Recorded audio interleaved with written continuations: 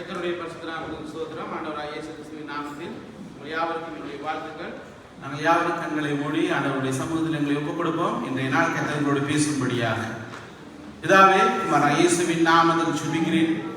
நீர் எபினேசர், எங்களோடு இதுவரையும் கூடியிருந்து எங்களுக்கு உதவி செய்கிறவர், இனியும் எங்களுக்கு உதவி செய்ய போதுமானவர். அப்பா, இந்த மாட பொழுதுல இந்த ஓய்வு நாளில் எங்கள் ஒவ்வொருவரையும் முத சமூகத்தில் ஒப்புக் கொடுக்கிறோம். முத வார்த்தை கூடாக நீர் எங்களோடு இடைப்படுவீராக, எங்களை பலப்படுத்துவீராக. எங்களோட வாழ்க்கையில் உமக்கு பிரியமான முறையில் இன்னும் நாங்கள் வாழத்தக்கதாக எங்களை கட்டியிருப்பீராக. உங்களுடைய கிருபையின் கருத்துக்குள் ஒப்புக் கொடுத்து இயேசுவின் நாமத்தில் ஜெபிக்கிற நல்ல பிதாவே, ஆமென்.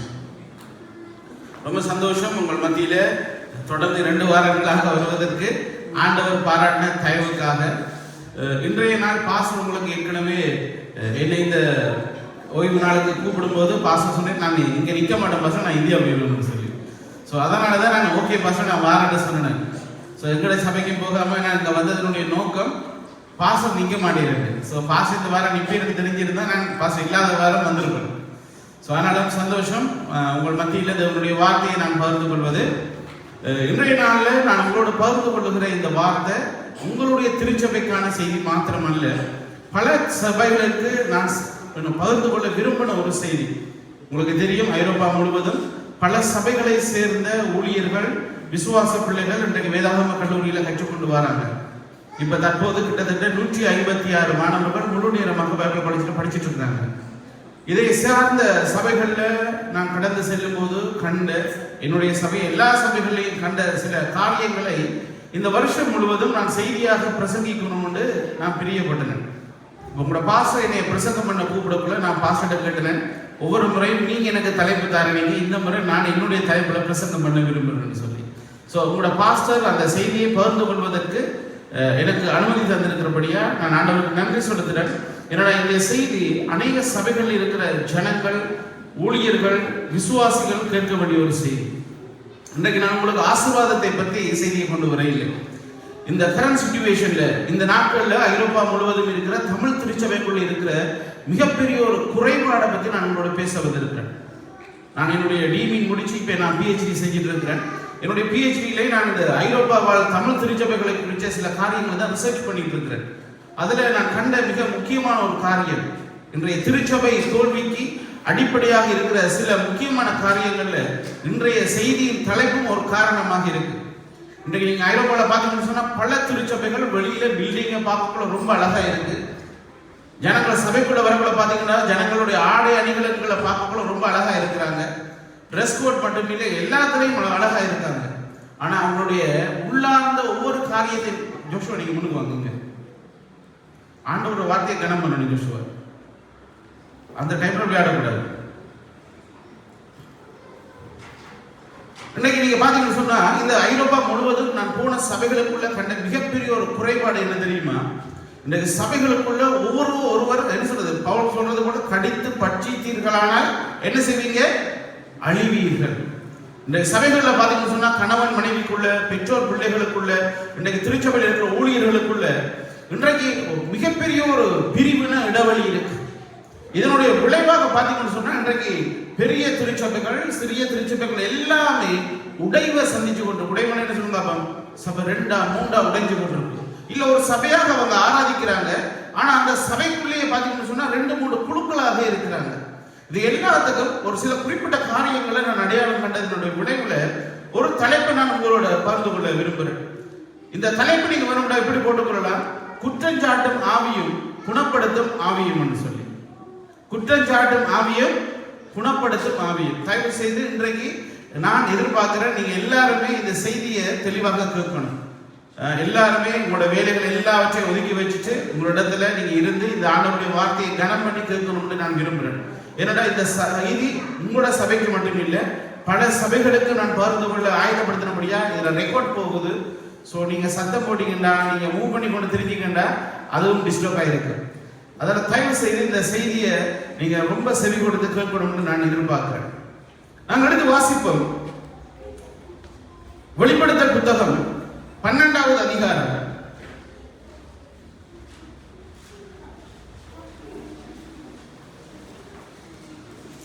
10வது வசனம்.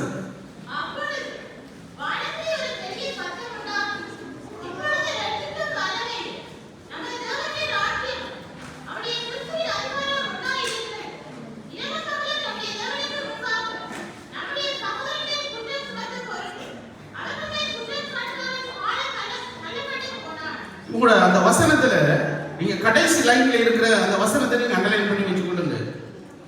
பாருங்க, அது சொல்லப்பட்டிருக்கு, அப்பொழுது வானத்திலே ஒரு பெரிய சத்தம் உண்டாகி, இப்பொழுது ரட்சிப்பும் வல்லமையும் நமது தேவனுடைய ராஜ்யமும் அவருடைய கிறிஸ்துவின் அதிகாரமும் உண்டாயிருக்கிறது. எங்க கிறிஸ்துவினுடைய அதிகாரம் அவருடைய ஆளுமை மேலோங்கி இருக்குதோ அந்த இடத்துல எந்த ஆவிக்கு இடம் இல்லையான்னு சொல்லுங்க. அதுல சொல்லப்பட்டிருக்கு குற்றம் சாட்டுகிற ஆவிக்கு. இன்னைக்கு நாங்க குற்றம் சாட்டுகிறோம்னு சொல்லக்கூட எங்களோட வாழ்க்கையில இயற்கையாகவே எங்களோட பேச்சுல, எங்களோட குடும்ப வாழ்க்கையில, திருச்சபை வாழ்க்கையில இது எங்களுக்கு பெரிய ஒரு பாவமாக தெரியல. ஒருவரை ஒருவர் குற்றம் சாட்டுகிறது, கணவன் மனைவியை குற்றம் சாட்டுகிறது, மனைவி கணவனை குற்றம் சாட்டுகிறது, சபையில பாஸ்டர் விசுவாசிகள், விசுவாசிகள பாஸ்டர், சக ஊழியர்கள் எல்லாரையும் பார்த்து சொன்னா இன்றைக்கு சபைகள் உள்ளுக்குள்ள மனம் உடைந்து குலைக்கப்பட்டு காயப்பட்டு இருக்கிறதுக்கு அடிப்படை காரணம் என்ன தெரியுமா? இந்த குற்றம் சாட்டுகிற ஆவிதான். ஒவ்வொருவரும் தன்னுடைய பார்வைக்கு எது சரியா இருக்கோ, எது நேர்த்தியா இருக்கோ, தான் விரும்புகிறது எது சரி என்று நினைக்கிறாங்களோ அதன் அடிப்படையில அவர்கள் நியாயம் தீர்த்து இன்றைக்கு மற்றவர்களை என்ன செய்யறாங்க? குற்றம் சாட்ட முற்படுகிறாங்க. இறையியல் ரீதியாக ஒரு காரியம் இருக்கு அப்படின்னு சொன்னா, குற்றம் சாட்டும் ஆவி என்பதன் இறையியல் பின்னணியானது தேவனுடைய மக்களை தேவனுக்கு முன்பாக குற்றம் சாட்டி அவர்களுடைய அடையாளத்தையும் விசுவாசத்தையும் சீர்குலைக்க முயற்சிக்கும் குற்றவாளியாக சாத்தானை வேதாகமம் சித்தரிப்பதில் முக்கியமாக வருகின்றது. அதாவது இந்த குற்றம் சாட்டுகிற ஆவியினுடைய பிறப்பிடம் அங்க சொல்லுங்க, அப்போ பிசாசு தான். இன்னைக்கு குணப்படுத்துகிற ஆவியை குறித்து பேசக்குள்ள இன்னைக்கு நாங்க மற்றவங்களை பார்த்து சொல்றோம் பாருங்க, இந்த தப்பு தம்பி இதை செய்யாதுன்னு சொல்லுகிறது குற்றப்படுத்துறதா இல்ல. குற்றப்படுத்துறதுக்கும் குணமாக்குறதுக்கு மிகப்பெரிய ஒரு வித்தியாசம் இருக்கு. தமிழ் அழகான வார்த்தை குணமாக்குறன்னு சொல்லி. இன்னைக்கு நாங்க ஒரு ஆளோட பேசக்குள்ள அவருடைய தவறுகள் எங்களுடைய பேச்சினால அவருடைய தவறு அவரை உணர்ந்து அந்த தவறிலிருந்து வெளியே வர செய்வது குணப்படுத்துகிற ஆவியுடையவர்கள். ஆனா குற்றப்படுத்துகிற ஆவியுடையவர்கள் யார் அவங்களோட வாழ்க்கையில கடந்த காலத்திலேயும் இந்த காலத்திலேயே தவறுகள் செய்யும் போது அந்த தவறை தேவன் மன்னித்திருக்கும் போது அந்த தவறை நாங்கள் நேராக பேசி மேன்மையாக பேசி அவர்களை அவமானப்படுத்தவும், இயேசுவின் இரத்தத்தினால் அவர்கள் கழுவப்பட்டு நீதிமான் என்ற அங்கீகாரத்தை பெற்ற பிறகு தேவன் கொடுத்த அடையாளத்தை சீர்குலைப்பதற்காக யாரெல்லாம் மற்றவர்களை குற்றப்படுத்துற அந்த தன்மையோடு இருக்கிறாங்களோ அவங்க எல்லாரையும் வேதம் சொல்லுகிறது அவர்கள் பிசாசினுடைய ஆவியினால் தாக்கம் பெற்றவர்கள் என்று சொல்லி. இன்னைக்கு திருச்சபையில் இருக்கிற எல்லா சமுதாயத்தை மேலே இருந்த கீழ் வர்க்கம் எல்லாத்தையும் ஆராய்ச்சி பார்த்துன்னு சொன்னா இன்றைக்கு ஒரு ஊழியர் இன்னொரு ஊழியரை குற்றப்படுத்துகிறது, ஒரு குடும்பம் இன்னொரு குடும்பத்தை குற்றப்படுத்துகிறது, கணவன் மனைவியை, மனைவி கணவனை, பெற்றோர் பிள்ளைகளை, பிள்ளைகள் பெற்றோரை, திருச்சபையில் இருக்கிற சக குடும்பங்களை இன்னைக்கு குற்றப்படுத்துகிற அந்த நிலைக்கு பிசாசு வஞ்சகமாக நயவஞ்சகமாக எல்லாரையும் தயார்படுத்திட்டார். இன்னைக்கு பிசாசு வெளியில இருந்து உபத்திரவத்தை கொண்டு வந்து சபையை சீர்குலைக்க இல்ல, சபையை இல்லாமல் செய்யல, சபைக்குள்ள இருக்கிற ஜனங்களை இந்த குறை சொல்லுகிற குற்றப்படுத்துகிற ஆவியை அவர்களுக்குள் திணித்து அவர்களை கொண்ட இன்னைக்கு சபையை குலைத்துக் கொண்டிருக்கிறார். இன்னைக்கு இந்த ஆவியால் தாக்கம் பெற்றவர்கள் விடுதலை உள்ளார்ந்த சுகம் ஆவிக்குரிய விடுதலை பெற்றுக்கொள்ள என்று சொன்னா இன்றைக்கு எந்த திருச்சபைகளும், தமிழ் திருச்சபை மட்டுமில்லை உலகத்தில் இருக்கிற எல்லா திருச்சபைகளும் தேவனுடைய நோக்கத்தை விட்டு வெளியே போயிடும். ஏன்னா பிசாசுக்கு தேவை இந்த திருச்சபைகள் தேவன் உருவாக்கின நோக்கத்தின் அடிப்படையில் செயல்படக்கூடாது, தேவனுடைய திட்டத்தில் சபைகள் இயங்கக்கூடாது. அதற்கு அவன் எடுத்த மிகப்பெரிய ஒரு ஆயுதம் என்ன தெரியுமா?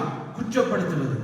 நீங்க பாருங்க, ஒருவர் ரட்சிக்கப்பட்டு சபைக்குள்ள வந்த பிறகு இன்னைக்கு ஆண்டவர் அவரை பயன்படுத்த ஆரம்பிக்கக்குள்ள இந்த குற்றப்படுத்துகிற ஆவியை உடையவர்கள் அல்லது அந்த ஆவியை தாக்கம் பெற்றவர்கள், அந்த தேவன் கொடுத்த அடையாளம் உள்ளவர்கள், தேவன் பயன்படுத்துகிற மனுஷர்களுடைய நல்ல சாட்சியை கெடுப்பதற்கு, அவருடைய பண்புகளை கெடுப்பதற்கு, அவருடைய கடந்த கால வாழ்க்கையை ஆயுதமாக எடுத்து அல்லது தற்காலத்தில் அவர்களுக்குள் இருக்கிற பலவீனங்களை ஆயுதமாக வைத்து இன்றைக்கு அவர்களை காயப்படுத்தி சமுதாயத்தில் அவர்களை அவமானப்படுத்தி அவங்களை அடையாளத்தை இல்லாமல் செய்திருக்கிறாங்க. இன்னைக்கு சண்டே ஸ்கூல் இல்லையே,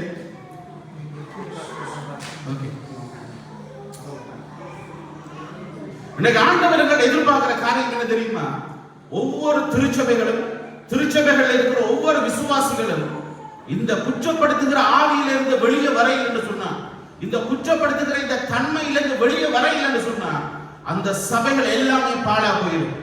இன்னைக்கு மேல்மட்டத்திலிருந்து ஊழியர்கள்ட்ட இருந்து விசுவாசிகள் வரைக்கும் இந்த ஆவியினுடைய கிரிய மிகப்பெரிய ஒரு தாக்கத்தை சபைகளுக்கு கொண்டு வந்துச்சு. இந்த சபையில் இருக்கிற மிக முக்கியமாக வாலிப பிள்ளைகள், பெரியவர்கள் இந்த செய்தியை நீங்க உன்னிப்பாக கேட்கணும். ஏன்னா இந்த செய்தி இந்த ஐரோப்பாவில் இருக்க எல்லா தமிழ் கிறிஸ்தவர்களுக்காக நான் ஆயத்தப்படுத்தின ஒரு செய்தி. இது ஒரு செமினாராக செய்வதற்கு நான் ஆயத்தப்படுத்தினது. ஆனா சுருக்கமாக உங்களுக்கு ஒரு மணித்தியாலம் அல்லது 1.25 மணித்தியாலத்துல ஒரு பிரசங்கமாக நான் வழங்க விரும்புகிறேன். ஏனென்றால் உங்களோட திருச்சபை மட்டுமில்லை, எல்லா திருச்சபைக்குள்ளையும் அதிகமாக நீதிமான்களாக குற்றப்படுத்துகிற, தங்களை நீதிமான்களாக நினைத்துக் கொண்டு மற்றவர்களை அநீதிமான்களாக குற்றப்படுத்துகிற ஆவிகள் அதிகம். அதனுடைய விளைவு சபை வளர முடியாமல் இருக்கு. ஐரோப்பாவால் திருச்சபையினுடைய சபை வளர்ச்சிக்கு மிகப்பெரிய தடையா இருக்கிறது இந்த குற்றப்படுத்துகிறது. இன்னைக்கு நிறைய பாஸ்டர்ஸ்மார் ஊழியத்தை விட்டு போறதோ, ஊழியத்தில் ஸ்தம்பிச்சு இருக்கிறதோ, ஊழியம் செய்யாமல் பின்வாங்குறதுக்கு காரணம் வேற எந்த வறுமையோ வேற எந்த பிரச்சனையும் இல்லை. மனுஷர்கள் அவர்கள் வைக்கிற குற்றச்சாட்டுகள், அது சுமத்துகிற குற்றச்சாட்டுகள். இன்னைக்கு சபை பாழாய் போறது வேற ஒரு காரியத்தால் இல்லை. காணிக்க கொடுக்காமலையோ, தசமபாகம் குடிக்காமலையோ, இல்ல ஜனங்கள் ஊழியம் செய்யாமலோ இல்ல, சபையில் இருக்கிற ஜனங்களுடைய வாயின் வார்த்தையால தான் இன்னைக்கு சபைகள் பாழாய் போய் கொண்டிருக்கு. இன்னைக்கு ஆண்டவர் ஒவ்வொரு ஆவிக்குரிய சபையை கட்ட விரும்புகிறதுல நோக்கம் என்ன தெரியுமா?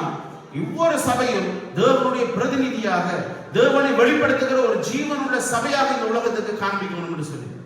ஆனா இந்த சபைக்குள்ள ரட்சிக்கப்பட்டு வந்த நாங்க எல்லாருமே, எங்கள் எல்லாருக்கும் ஒரு கடந்த காலம் இருக்கு. உண்மையா இல்லையா சொல்லுங்க.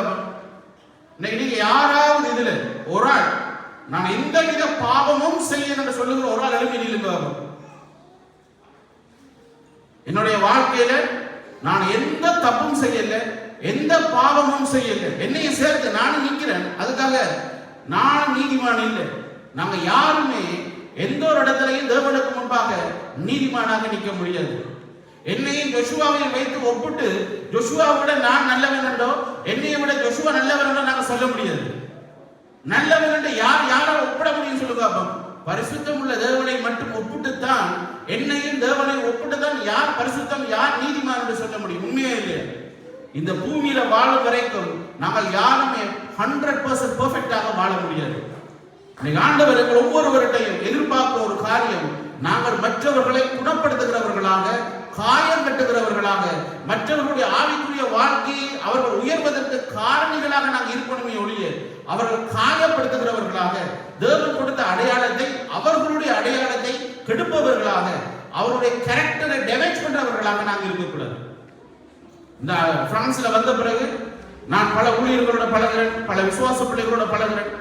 ஒரு சிலரை நான் உன்னிப்பா கவனிக்க கூட, அவங்களோட எனக்கு நெருங்க முடியாம இருக்கிறதுக்கு காரணமே, அவங்களோட பக்கத்துல உட்கார்ந்தாலே மற்ற ஊழியரை குறித்து தான் குறை சொல்லுவாங்க, மற்ற விசுவாசிகளை குறித்து தான் குறை சொல்லுவாங்க. ஒரு நாளும் தங்களோட வாழ்க்கையில தன்னால அவங்க எப்படி கட்டப்பட்டாங்க, தன்னால அவங்களை எப்படி கட்ட முடியும், அவங்களோட ஆவிக்குரிய வாழ்க்கையில மேல வரதுக்கு நான் என்ன உதவி செய்யலாம்னு ஆலோசனை நடக்கிறது இல்லை. எப்ப பார்த்தாலும் மற்றவங்களை பத்தி குறை சொல்றாங்க. என்னட்ட மட்டும் இல்லை, மற்றவங்க வந்து சொல்ல, பாஸ்டர் இவர் எப்ப பார்த்தாலும் இதைத்தான் சொல்றேன். இன்னைக்கு பல ஊழியர்கள், விசுவாசிகள் எல்லாருமே இந்த ஆவியினால தாக்கம் பெற்று இருக்கிறாங்க. இந்த ஆவியில இருந்து யார் வெளியில வராங்களோ அவங்களால தான் அந்த சபைக்கு ஆசீர்வாதமாக இருக்க முடியும். மறுபடியும் எடுத்து வாசிப்போமா? வெளிப்படுத்தல் 12வது அதிகாரம் 10வது வசனம்.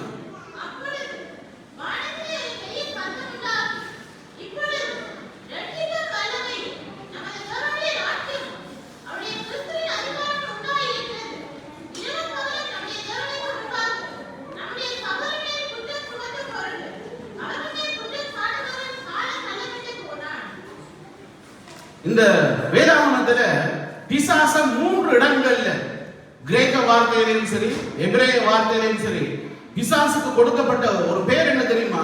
குற்றஞ்சாட்டுகிறவர். இந்த பகுதியில கிரேக்க மொழியில இதுல எழுதப்பட்டது நீங்க பாத்தீங்கன்னு சொன்னா, காத்தே கிரீஸ் தான் சொல்லுவோம் பிரெஞ்சில, காத்தே குரோஸ் என்று சொல்லப்படுகிற அந்த கிரேக்க வார்த்தை இந்த இடத்துல பயன்படுத்தப்பட்டிருக்க. வெளிப்படுத்த 12:10 அதனுடைய அர்த்தம் என்ன தெரியுமா? குற்றம் சாட்டுகிற மனிதன். பிசாசு அதுல பயன்படுத்தப்பட்ட கொயினே கிரீக் சொல்லினுடைய அர்த்தம் குற்றம் சாட்டுகிறவன். இந்த ஆவியை உடையவன் யாரால எப்ப தள்ளப்பட்டாலா? தேவனால.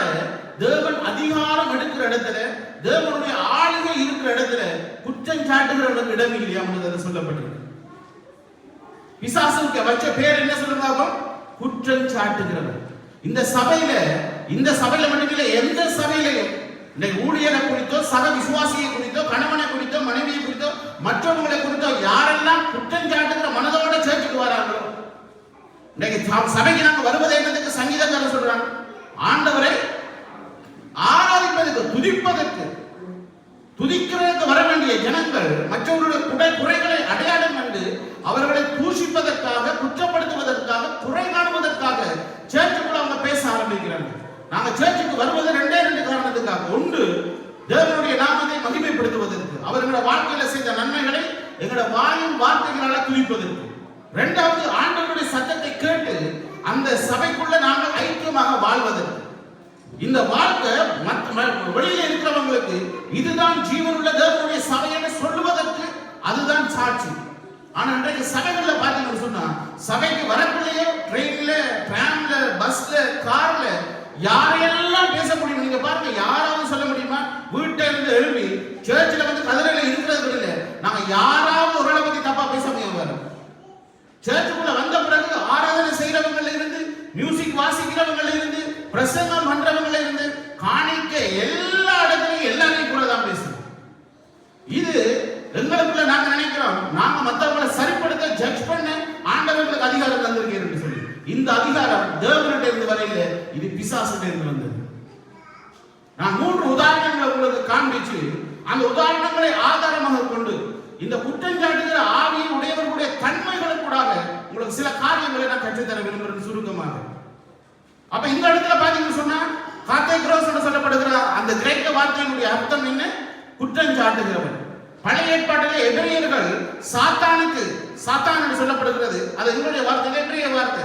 அந்த எபிரேய வார்த்தையினுடைய அர்த்தமும் குற்றஞ்சாட்டுகிறவன் தான். உங்களுக்கு தெரியும், யோபு புத்தகத்தில் தேவன் அவருடைய சமூகத்துல, அவருடைய பிரசன்னத்துல அவர் பேசிக் கொண்டிருக்கும் போது குற்றஞ்சாட்டுகிற அந்த சாத்தான் சொல்லப்பட்டவன் எங்க வாரான்னு சொல்லுங்க அப்பா? தேவனுடைய சமூகத்துக்கு வாரான். வந்து யாரை பத்தி குற்றஞ்சாட்டுகிறான் சொல்லுங்க அப்பா?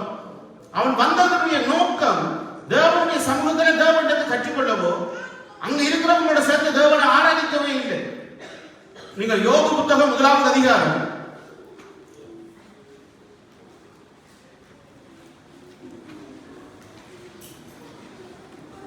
6வது வசனத்திலிருந்து வாசிக்கிறீங்களா?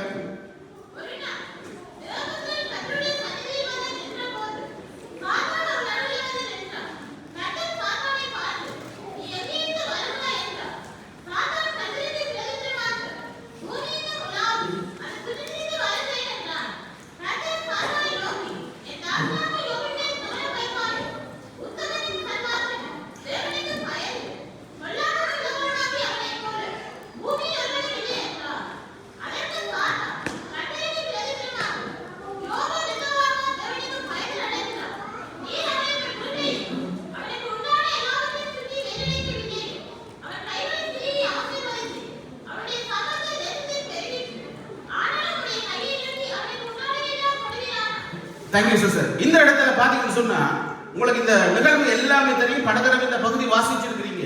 நான் இந்த பகுதியில உங்களுக்கு செய்தியை கொண்டு வரேன், ஆனா உங்களுக்கு புரிஞ்சு கொள்றதுக்காக. இப்ப ஆண்டவருடைய பிரசன்னத்துக்கே பிசாசு வாரான். பிசாசு வந்து இதுல என்ன செய்யறான்னு சொல்லுங்க.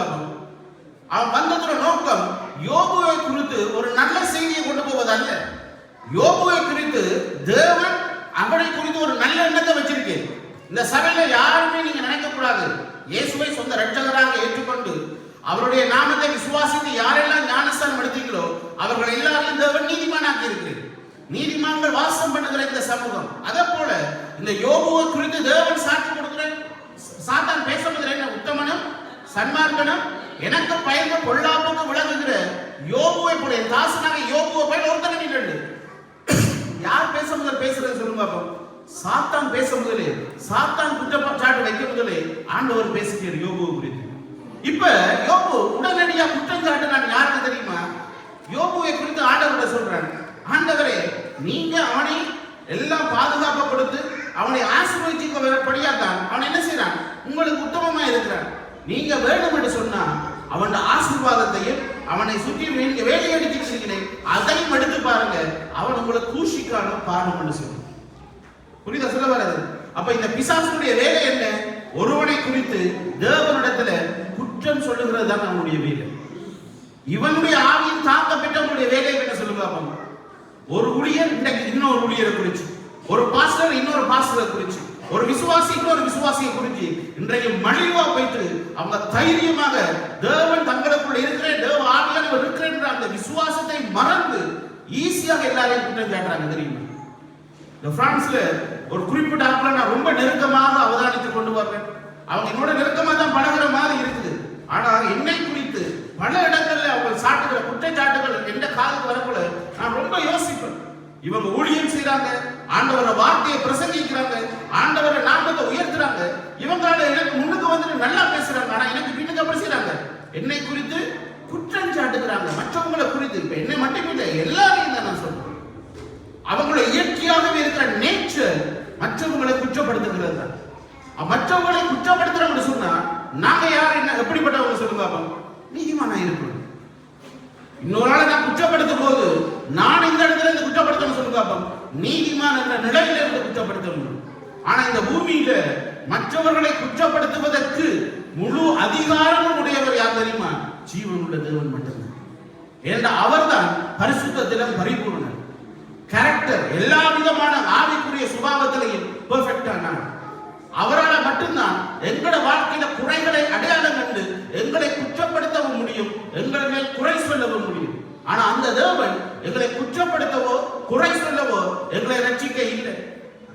நாங்கள் குற்றப்படுத்தக்கூடிய நிலையில, குறையான நிலையில இருக்கும் போதே இந்த பூமிக்கு வந்து எங்களுக்காக ஜீவனை கொடுத்து தன்னுடைய இரத்தத்தினால் எங்களை கழுவி எங்களை தகுதிப்படுத்தினவர் அந்த தேவன். அந்த தேவன் தான் எங்களுக்கு யார் தந்திருக்க தெரியுமா? அந்த குணமாக்குகிற ஆவியை தந்திருக்க. இன்னைக்கு எங்களுக்குள்ள இருக்கிற அந்த ஆவியானவர் எங்களை வெளியில கொண்டு வந்து காட்டுவேன். உண்மையாகவே நான் உங்களுக்கு ஒரு காரியத்தை நீங்க அடையாளம் வேண்டாம். இந்த சபைக்குள்ள யாரெல்லாம் உங்கள்ட்ட வந்து இன்னொரு ஆளை குறித்து குற்றப்படுத்துறாங்களோ நீங்க முதலாவது அடையாளம் காணணும், அவங்களுக்குள்ள ஆவியானவர் கிரியை செய்யும். இன்னைக்கு சிஸ்டருக்கு பாஸ்டரை குறித்து ஒரு பிரச்சனை இருந்தா சிஸ்டர் வந்து அந்த சிஸ்டர்கிட்ட பேசக்கூடாது. யார்கிட்ட பேசணும் சொல்லுங்க? பாஸ்டர்கிட்டயே பேசணும். பாஸ்டருக்கு சிஸ்டர் குறித்து பிரச்சனை இருந்தா பாஸ்டர் சிஸ்டர்கிட்ட தான் பேசணும். பாஸ்டர் சிஸ்டர் குறித்து அந்த சிஸ்டர்கிட்ட பேசக்கூடாது. ஏன் சொல்லுங்க? இப்ப இவங்க ஆலோசனை கேட்கிறது வேறு. ஆனா அவர் அவமானப்படுத்துவதற்கும் அவங்களுடைய அடையாளத்தை இல்லாமல் செய்வதற்கும் அவங்க பாவிகளோடு அடையாளப்படுத்துவதற்கும் நாங்கள் ஆதாரங்கள் எடுத்து பேச ஆரம்பித்தோம்னு சொன்னா அவர்கள் ஈஸியாக நாம் அடையாளம் காண முடியும். பிசாசுடைய ஆவியினால் தாக்க முடிச்சவர்கள். இன்னைக்கு இந்த சபையில ஆண்டவர் குணமாக்குறதுக்கு எங்களை அழைச்சிருக்கிற ஒழிய யாரையும் குற்றப்படுத்துறதுக்கு அழைக்கிறது. குற்றப்படுத்துறவங்க பாருங்க, ஒரு சின்ன விஷயத்தை எங்க ஊர்ல சொல்றது ஊதி பெருசாக்குறேன்னு சொல்லி அவங்களுக்குள்ள அந்த பிசாசுடைய நேச்சர் இருக்கிறபடியா பொய்யான காரியங்களை வதந்திகளை உண்மையில அறியாமல் தங்களுடைய அனுமானத்துல தங்களுடைய அனுபவத்துல தாங்க யாரோட நெருங்கி பழகுறாங்களோ அவங்கள நம்பிக்கை வச்சு தேவன் மேல நம்பிக்கை வைக்காம, ரட்சகர் மேல நம்பிக்கை வைக்காம அவர்களுடைய வார்த்தையை நம்பி எல்லாத்தையும் ஈஸியா பேச ஆரம்பிக்கிறாங்க. ஆனா அவங்களுக்கு தெரியல, இந்த குற்றம் சாட்டுகிறவனே தள்ளப்பட்டால் ஒரு நாள் வரக்கூட இந்த குற்றம் சாட்டுகிற ஆவியினால் தாக்கப்பட்டவர்களுக்கும் அதே தண்டனை தான் கிடைக்கும் என்றதை நாங்க மறக்க கூடாது. புரியுதா சொல்ல வர? நாங்க சர்ச்சுக்கு வரோம், ஆராதிக்கிறோம், எல்லாமே நல்லதுதான்.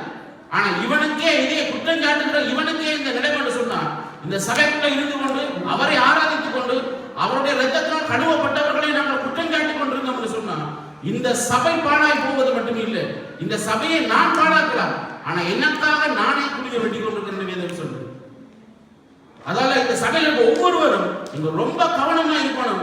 யாரை குறித்து குற்றம் சுமத்துவதற்கு, இல்லாத பொல்லாத பொய் குற்றச்சாட்டுகள், மற்றவர்களை அவமானப்படுத்துவதற்கு இந்த ஸ்பிரிட் ஆஃப் இந்த என்ன சொல்றது குற்றம் சாட்டுகிற ஆவி எப்ப இருந்து வரும் தெரியுமா? முதலாவது பொறாமையில இருந்து தான் வரும். எனக்கு அவருடைய வளர்ச்சி பிடிக்கல, அந்த குடும்பத்தை பிடிக்கல, அந்த ஊழியரை பிடிக்கல, அவர் வளர்றது பிடிக்கல, அவர் செய்யற ஊழியத்தை பிடிக்காதபடியா பொறாமையினால அதை மறைச்சிட்டு சின்ன சின்ன காரியங்களை பிசாசு எல்லா இடத்துலையும் பொய் சொல்ல மாட்டான். அவங்க சில தவறுகளை விட்டுருப்பாங்க, அவனோட கடந்த காலத்துல தவறுகளை விட்டுருப்பாங்க. ஆனா அதை எடுத்து இன்றைக்கு பெருசாக ஒரு பெரிய ஒரு பிம்பமாக காண்பித்து அவர்களை அவமானப்படுத்த முயற்சிக்கிறாங்க. இன்றைக்கு சபைகள் பாழா போறதுக்கு அடிப்படை காரணம் அதுதான். அதனால திருச்சபையில் இருக்கிற நீங்கள் ஒவ்வொருவரும் ரொம்ப கவனமா இருக்கணும் மற்றவர்களை குற்றப்படுத்தி பேசுவது. ஏன்னா உங்களுக்கான குழியை நீங்களே வெட்டி கொண்டிருக்கிறீங்க. நாம் எடுத்து வாசிப்போம் சகரியா புத்தகம். நான் இப்ப செய்திக்கு வரோம். சகரியா புத்தகம் 3வது அதிகாரம் 1 to 5 வரைக்கும் வாசிப்போம்.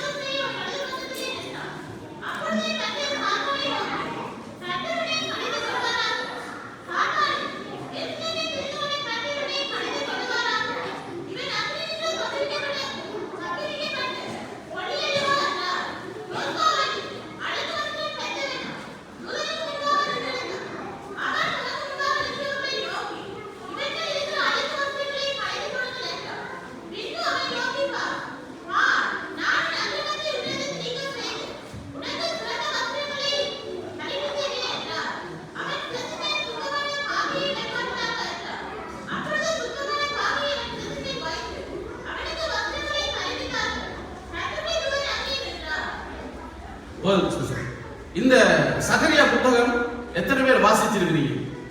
இந்த பகுதியில் என்ன நடக்குதுன்னு எத்தனை பேருக்கு தெரியும்?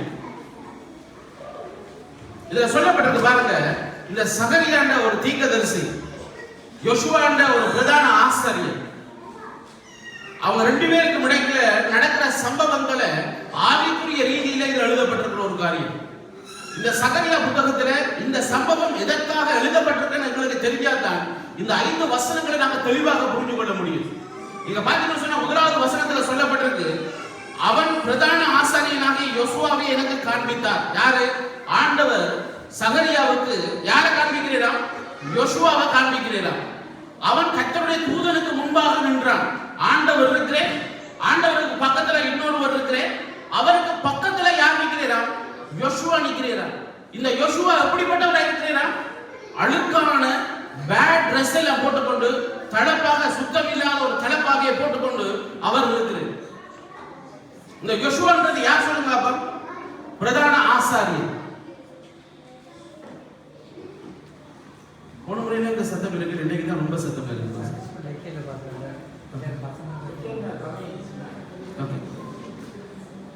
இப்ப இதுல பாருங்க, இந்த சம்பவத்துல இந்த இதனுடைய வரலாற்று பின்னணியை நீங்க புரிஞ்சு கொண்டால் மட்டும்தான் உங்களால இந்த செய்தியை புரிஞ்சு கொள்ள முடியும்.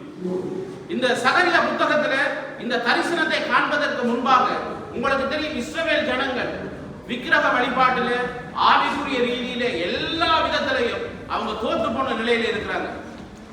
இஸ்ரவேல் ஜனம் விக்கிரக ஆராதனையில மிக முக்கியமாக போயிடுச்சு.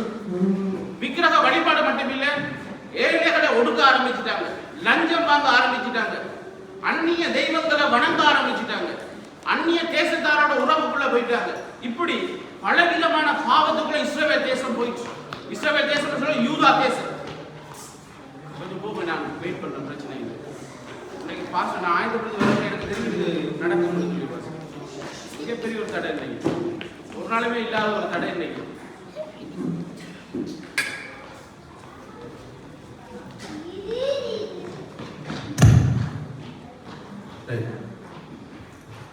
ஏன்னா ஒரு நாளைக்கு இப்படி இருக்கல இல்லை.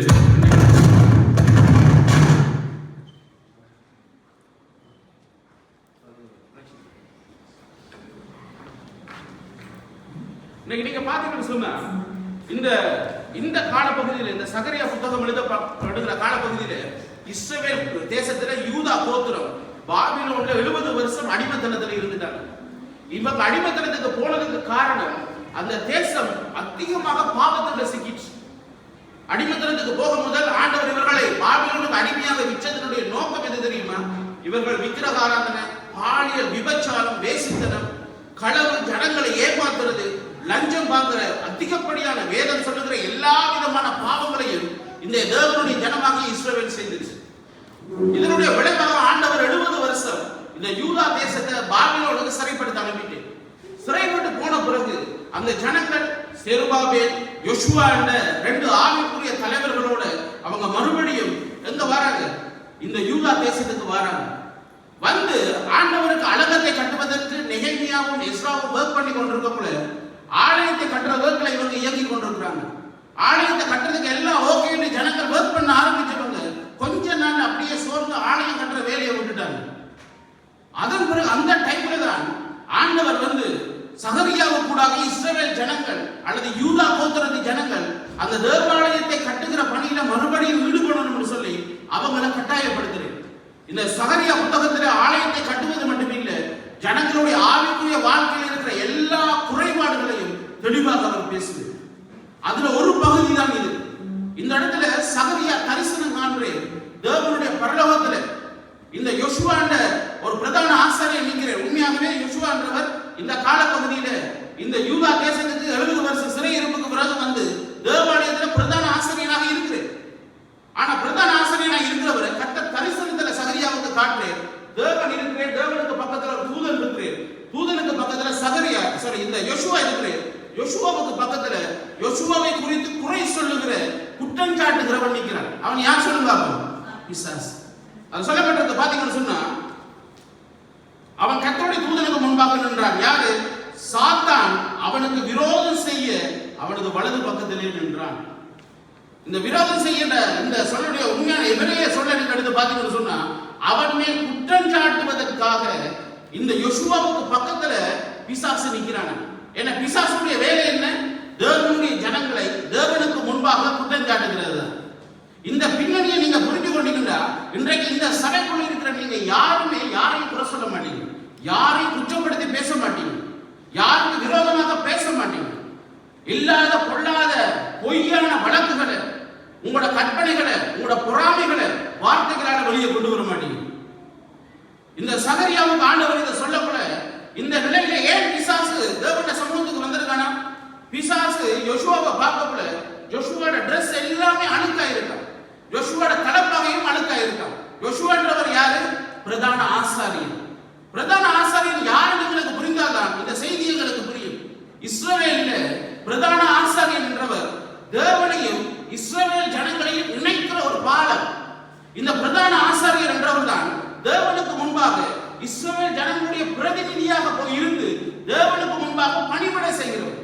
அப்ப தேவனுடைய ஆலயத்துல இஸ்ரவேல் ஜனங்களுக்கு பிரதிநிதியாக வந்து நிற்கிறவர் அப்படி இருக்கிறார், அழுக்கா இருக்கிறார்.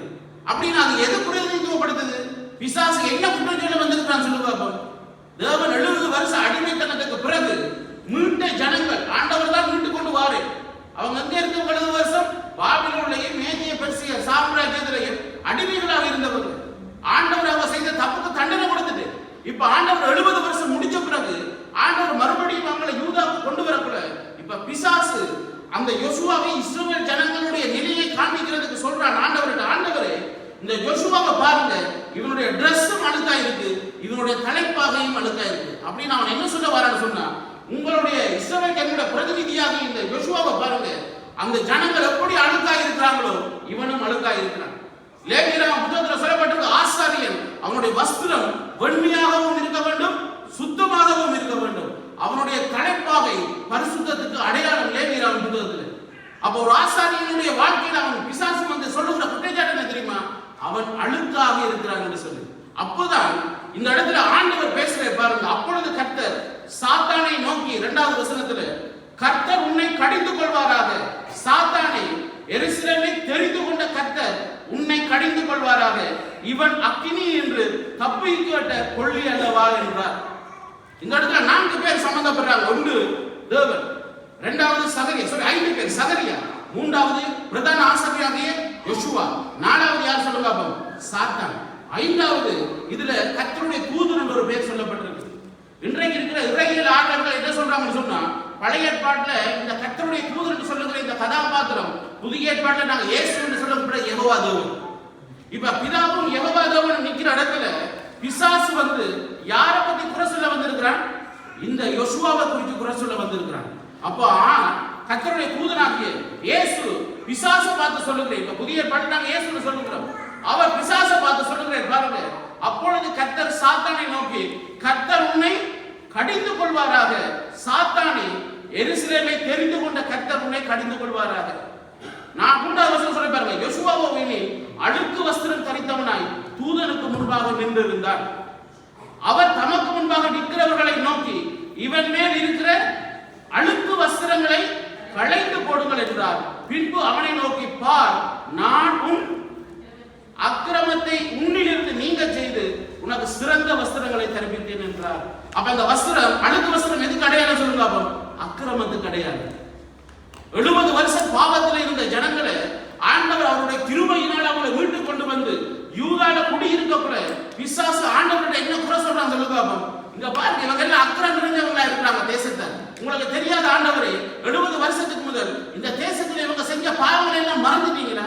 உங்களை மறந்து அந்நிய தெய்வங்களை ஆராதிச்சாங்க, உங்களை விட்டுட்டு விக்கிரகங்களை வழிபட்டாங்க.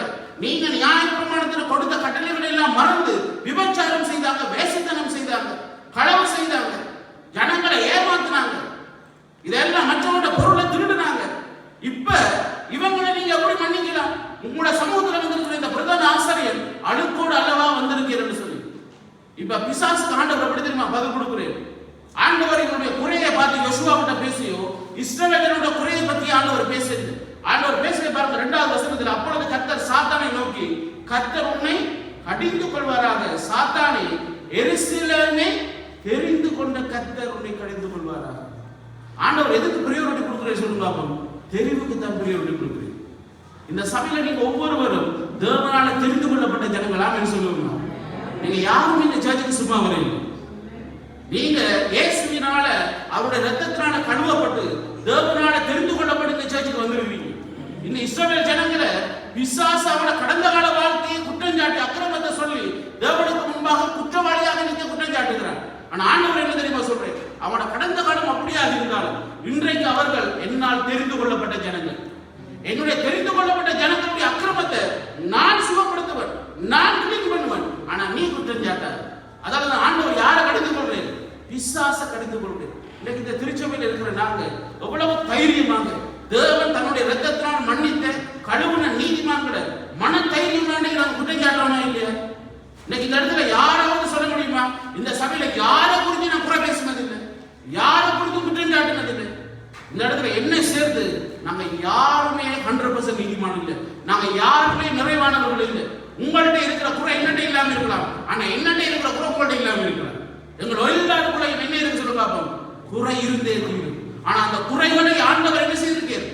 மறந்து மன்னித்து அதை ஆண்டவர் இந்த வாழ்க்கையிலிருந்து எடுத்து போட்டு என்னை இயேசுவோட ரத்தத்தினால் கழுவி இந்த சபைக்குள்ள நீதிமானாக கொண்டு வந்து நீதிமான் என்ற அடையாளத்தை தந்திருக்கு. ஒரு நாள் இந்த சர்ச்சில் தேவன் கொடுத்த அந்த அடையாளத்தை நீங்களோ நானும் கெடுக்க கூடாது. இன்னைக்கு பிசாசு, இந்த பிசாசை தான் வெளிப்படுத்த புத்தகத்தில் ஆண்டவர் சொல்றேன், இந்த குற்றம் சாட்டுகளோட வாழ்க்கை சாப்டர் முடிஞ்சதுன்னு சொல்லி அவனுடைய சாப்டர் முடியக்குள்ள அவனுடைய ஆவியினால் இயக்குகிற எல்லாருடைய சாப்டரும் ஒரு நாள் முடியும் தெரியுமா? அதனாலதான் ரொம்ப கவனமா இருக்கணும். அந்த ஆவியுடைய தாக்கத்தை எந்த சபைகளுக்குள்ளேயும் கொண்டு வர ஆண்டவர் விரும்புகிறேன். அதாவது ஆண்டவர் சொல்றேன், நான் தெரிந்து கொண்ட ஜனங்கள் அவங்களோட குறைகளை நான் நீக்கின்றேன். இதுல எந்த ஆண்டவர் சொல்றேன்? அவருடைய அக்கிரமங்களை எல்லாம் நீங்க செய்து உனக்கு என்னத்தை தந்தேனா? சிறந்த வஸ்திரங்களை தந்தேன். இன்னைக்கு எங்களுக்கு ஆண்டவர் தந்த சிறந்த வஸ்திரம் என்ன சொல்லுங்க? முதலாவது என்ன தந்தவர் சொல்லுங்க? ரட்சிப்பு. அந்த ரட்சிப்பு என்ற அந்த வஸ்திரத்துல பாவ மன்னிப்பு இருக்கு. ஆண்டவர் பாவத்தை மன்னிச்சுதான் எங்களுக்கு ரட்சிப்பை தந்திருக்கு. பாவத்தை மன்னிக்காம ரட்சிப்பை தந்திருக்கிறார். யாராவது ஒரு ஆள் எழுதி சொல்லுங்க, ஆண்டவர் பாவத்தை மன்னிக்காம ரட்சிப்பை தர இல்ல தந்திருக்கிறேன்னு சொல்லி. அப்ப எல்லாருடைய பாவத்தை மன்னித்துதான் ஆண்டவர் ரட்சிப்பை தர முடியும் சொன்னா எவ்வளவு தைரியம் மக்களுக்குள்ள வருது மத்தவங்களை குறித்து குறை பேசுகிறது. இது தேவனிடத்து வந்த ஆவி. பேதுரு இஸ்ரவேல் ஜனங்களோட அப்போஸ்தலர் 2வது அதிகாரத்துல பார்த்து சொல்றேன், தேவன் அவருடைய திட்டத்தின்படி இயேசுவை இந்த உலகத்துக்கு கொண்டு வந்து அவருடைய முன்னறிவிப்பின்படி அவரை சிலுவையில் மறித்து அவர்தான் செய்து, நீங்களோ அவரை என்ன செய்தீங்க? ஆண்டவரை கருவிகளா இருந்து அவரை கொலை செய்தீங்கன்னு சொன்னோன்னு பேதுரு அவங்களை குற்றப்படுத்த, அவங்கள்ட்ட இருக்கிற தவறுகளை சுட்டி காட்டு. அவங்க உடனடியாக என்ன செஞ்சாங்க? அவங்க குற்ற உணர்வு வந்து இருதயத்தில் குத்தப்பட்டவர்களாகி மனம் திரும்பி, நாங்க என்ன செய்யணும்? நீங்கள் மனம் திரும்பி பாவத்திலே இருந்து மனம் திரும்பி அதற்கு அடையாளமாக என்ன செய்யுங்க? ஞானஸ்தானம் எடுத்து பேதுரு சொல்றேன். அப்ப பேதுருவுடைய குற்றச்சாட்டுக்கு பின்பாக என்ன நோக்கம் இருக்கு சொல்லு பாப்போம்? ரட்சிப்பும் நித்திய ஜீவனும் பரிசுத்த ஆவியினால் அவர்களும் இயக்கப்படணும் என்ற நல்ல எண்ணம் இருக்கு. அதுதான் இந்த குற்றம் சுமத்துறது நல்லது. இந்த குற்ற உணர்வை ஏற்படுத்தி ஒருவன் நல்ல நிலைக்கு கொண்டு வருகிற அந்த நோக்கம் நல்லது. ஆனா ஒருவனுடைய அடையாளத்தை கெடுக்கிற, ஒருவனுடைய ஊழியத்தை கெடுக்கிற, ஒருவனுடைய பேரை கெடுக்கிற, புகழை கெடுக்கிற, குற்றப்படுத்துகிற அந்த ஆவி மிகவும் தப்பானது. காலையில நான் இதுக்காக தான் ஜெபிச்சேன், வரமுறை இதுக்காக தான் ஜெபிச்சேன். என்னுடைய ஊழியத்துல கூட இந்த குற்றப்படுத்துகிற ஆவிகள் என்ன படிக்கிற மாணவர்கள், என்னோட இணைந்து ஊழியம் செய்கிற ஊழியர்களை குறித்து என்னிடம் எவ்வளவு குற்றச்சாட்டுகள் தெரியுமா? நான் கண்டு ஒரே காரியம் என்ன தெரியுமா? இவங்க யாருமே பரிசுத்த ஆவியினால் வழிநடத்தப்படுகிறவர்கள் அல்ல. பரிசுத்த ஆவியினால் வழிநடத்தப்படுகிறவர்கள் நோக்கம் என்னவா இருக்கும்? நான் பெற்ற அந்த ரட்சிப்பை அவனும் பெற்றுக்கொள்ள வேண்டும், நான் பெற்ற பரிசுத்த ஆவியானவரை அவனும் பெற்றுக்கொள்ள வேண்டும், நான் பெற போற நித்திய ஜீவனை அவனும் பெற வேண்டும் என்ற அந்த எண்ணத்தோட நல்லெண்ணத்தோட நான் மற்றவனை குற்றப்படுத்துகிறேன் சொன்னா எனக்கு என்ன இருக்கு சொல்லுங்க? பரலோகம் இருக்கு. மற்றவனை அவமானப்படுத்தணும், அவனுடைய பேரை கெடுக்கணும், அவனுடைய அடையாளத்தை இல்லாமக்கணும், அவனுடைய ஊழியத்தை இல்லாமக்கணும், அவனையே இல்லாமக்கணும் சொல்லி அவன் மேலே இல்லாத பொருளாத குற்றச்சாட்டுகளை நாங்கள் வச்சவர் சொன்னா நாங்க யாருக்கு ஆவியினால் தாக்கமிட்டவர்கள்? பிசாசுடைய ஆவியினால் தாக்கமிட்டவர்கள். ரொம்ப கவனமா இருக்கணும் இந்த ஆவியோடு. சபைகளுக்குள்ள எவ்வளவு தைரியமாக குற்றப்படுத்த ஆரம்பிக்கிறது தெரியுமா? நான் சொல்லப்பட நீங்க யோசிப்பீங்க இதெல்லாம் ஒரு பெரிய பாவமான சொல்லி. ஏன்னா இந்த தன்மை அவனுடைய பேரை குற்றப்படுத்துகிறவன் அல்லது குற்றம் சாட்டுகிறவன். இந்த சர்ச்சில் யாராவது இருக்கிறீங்களா யாரை பத்தி குறை பேசுறாங்க, யாரை பத்தி குற்றம் சாட்டுறாங்க? இல்ல யாராவது உங்கள்ட்ட வந்து குற்றம் சாட்டினா அவங்களுக்கு பக்கத்துல உட்கார்றது மட்டும் இல்லை, அவங்களோட சேர்ந்து பழகுறதுக்கு நீங்க யோசிக்கணும் தெரியும். ஏன்னா அந்த ஆவியை உங்களுக்குள்ள கொண்டு வருவாங்க. ரொம்ப கவனமா இருக்கணும் இப்படிப்பட்டவங்களோட பழகுறதுக்கு. நானும் இந்த ஆவியினால பலமுறை இப்படிப்பட்ட ஆவி உடையவர்களால அவமானப்பட்டிருக்கிறேன், காயப்பட்டிருக்கிறேன், வேதனைப்பட்டிருக்கிறேன். எனக்கு தெரியாமலே அவங்களோட பழகியும் இருக்கிறேன். ஆனா நான் செல்ல செல்ல இவங்களுடைய தன்மை இவங்களுடைய நேச்சர் இதை அறிஞ்சோன்னு அவனை விட்டு நான் தூர வந்துச்சு. ஏன்னா அவங்களால நானும் இங்க போக முடியாது சொல்லுங்க, நரகத்துக்கு போகவே முடியாது. 2022ஆம் ஆண்டு நான் உங்களோட சபையில செமினார் செய்ய கூட நான் சொன்னேன். அன்றைக்கு நான் அந்த ஒரு வருஷம் முழுவதும் எடுத்த தீர்மானம் என்ன தெரியுமா? எந்த விசுவாசியோ எந்த ஊழியரோ யாருக்கு அந்த வருஷம் முழுவதும் என்னோட வந்து யாரை குறித்து குறை சொல்லக்கூடாது. நம்மளுடைய சேர்த்துல வந்து செமினார் செய்ய சொன்னேன், நமக்கு தெரியும். அந்த வருஷம் முழுவதும் ஏன்னா நான் பிராக்டிஸுக்கு கொண்டு வருவதற்காக நான் எடுத்த ஒரு தீர்மானம். ஏன்னா மற்றவங்களை நான் குற்றப்படுத்துற ஆக்களோட சேர்ந்து விடுவீங்களே அந்த ஆவி எங்களுக்குள்ள விதைச்சுக்குவாங்க. தமிழ்ல ஒரு பழமொழி இருக்கு, என்ன தெரியுமா? கூடா நட்பு கேடாய் முடியும். இன்றைக்கு இப்படிப்பட்ட ஆவிகளோட ரொம்ப கவனமா இருக்கணும். ஏன்னா ஆண்டவர் சொல்றே பாருங்க, இந்த பிரதான ஆசிரியர் அதுக்கப்புறம் சொல்றே பாருங்க, அவர் தமக்கு முன்பாக நிற்கிறவர்களை நோக்கி இவர் மேல் இருக்கிற அழுக்கு வஸ்திரங்களை களைந்து போடுங்கள் என்றார். பின்பு அவனை நோக்கி பார், நான் அக்கிரமத்தை உன்னிலிருந்து நீங்க செய்து உனக்கு சிறந்த வஸ்திரங்களை கற்பித்தேன் என்றார். அவன் சிரசு மேல் சுத்தமான பாகையை வைப்பார்களாக என்றார். அப்பொழுது சுத்தமான பாகையை அவன் சிரசு மேல் வைத்து அவனுக்கு வஸ்திரங்களை தரிப்பித்தார்கள். கர்த்தருடைய தூதன் அங்கே நின்றார். இந்த சபையில யாருமே அழுக்கு வஸ்திரம் தரிப்பிக்கப்பட்டவர்கள் யாரெல்லாம் ஞானசாரம் எடுத்திருக்கீங்க சொல்லுங்க. இயேசு சொந்த ரட்சகரை ஏற்றுக்கொண்டு மித்திர பொருள் கொஞ்ச நேரம் கண்டுபிடிச்சு சொல்லுங்க. யாரெல்லாம் ஞானசாரம் எடுத்திருக்கீங்க? நாங்க எல்லாருமே தேவனால மண் வஸ்திரம் தரிக்கப்பட்டோம், தேவனால அக்கிரமங்களை எல்லாம் நீங்க செய்யப்பட்டிருக்கிறோம். எங்கள் மேல குற்றச்சாட்டு பிசாசுக்கே அதிகாரம் இல்லைன்னு சொன்னாங்க. இங்க இருக்கிற யாருக்காவது தேவன் அதிகாரத்தை கொடுக்கிறார்? பிசாசுடைய வேலையை புரிதா சொல்ல வர்றது. ரொம்ப கவனமா இருக்கணும் இந்த சபையில. இதுக்கு பிறகு இந்த குற்றம் இந்த சபை மட்டும் இந்த வீடியோ கேட்கிற எல்லாருக்கும் உங்களோட சபையில மற்றவங்களை குணப்படுத்துகிற ஆவியுடையவர்களா நீங்க இருக்கணுமே ஒழிய குற்றப்படுத்துகிற ஆவிகளா நீங்க இருக்கக்கூடாது. நாங்க இன்னொரு வசனத்தை எடுத்து வாசிப்போம். ரோமர்கள் எழுதின புத்தகம், இந்த சகரியால கையை வச்சுக் கொள்ளுங்க, 8வது அதிகாரம் 33 இருந்து 35 வரைக்கும் வாசிக்கிறீங்க.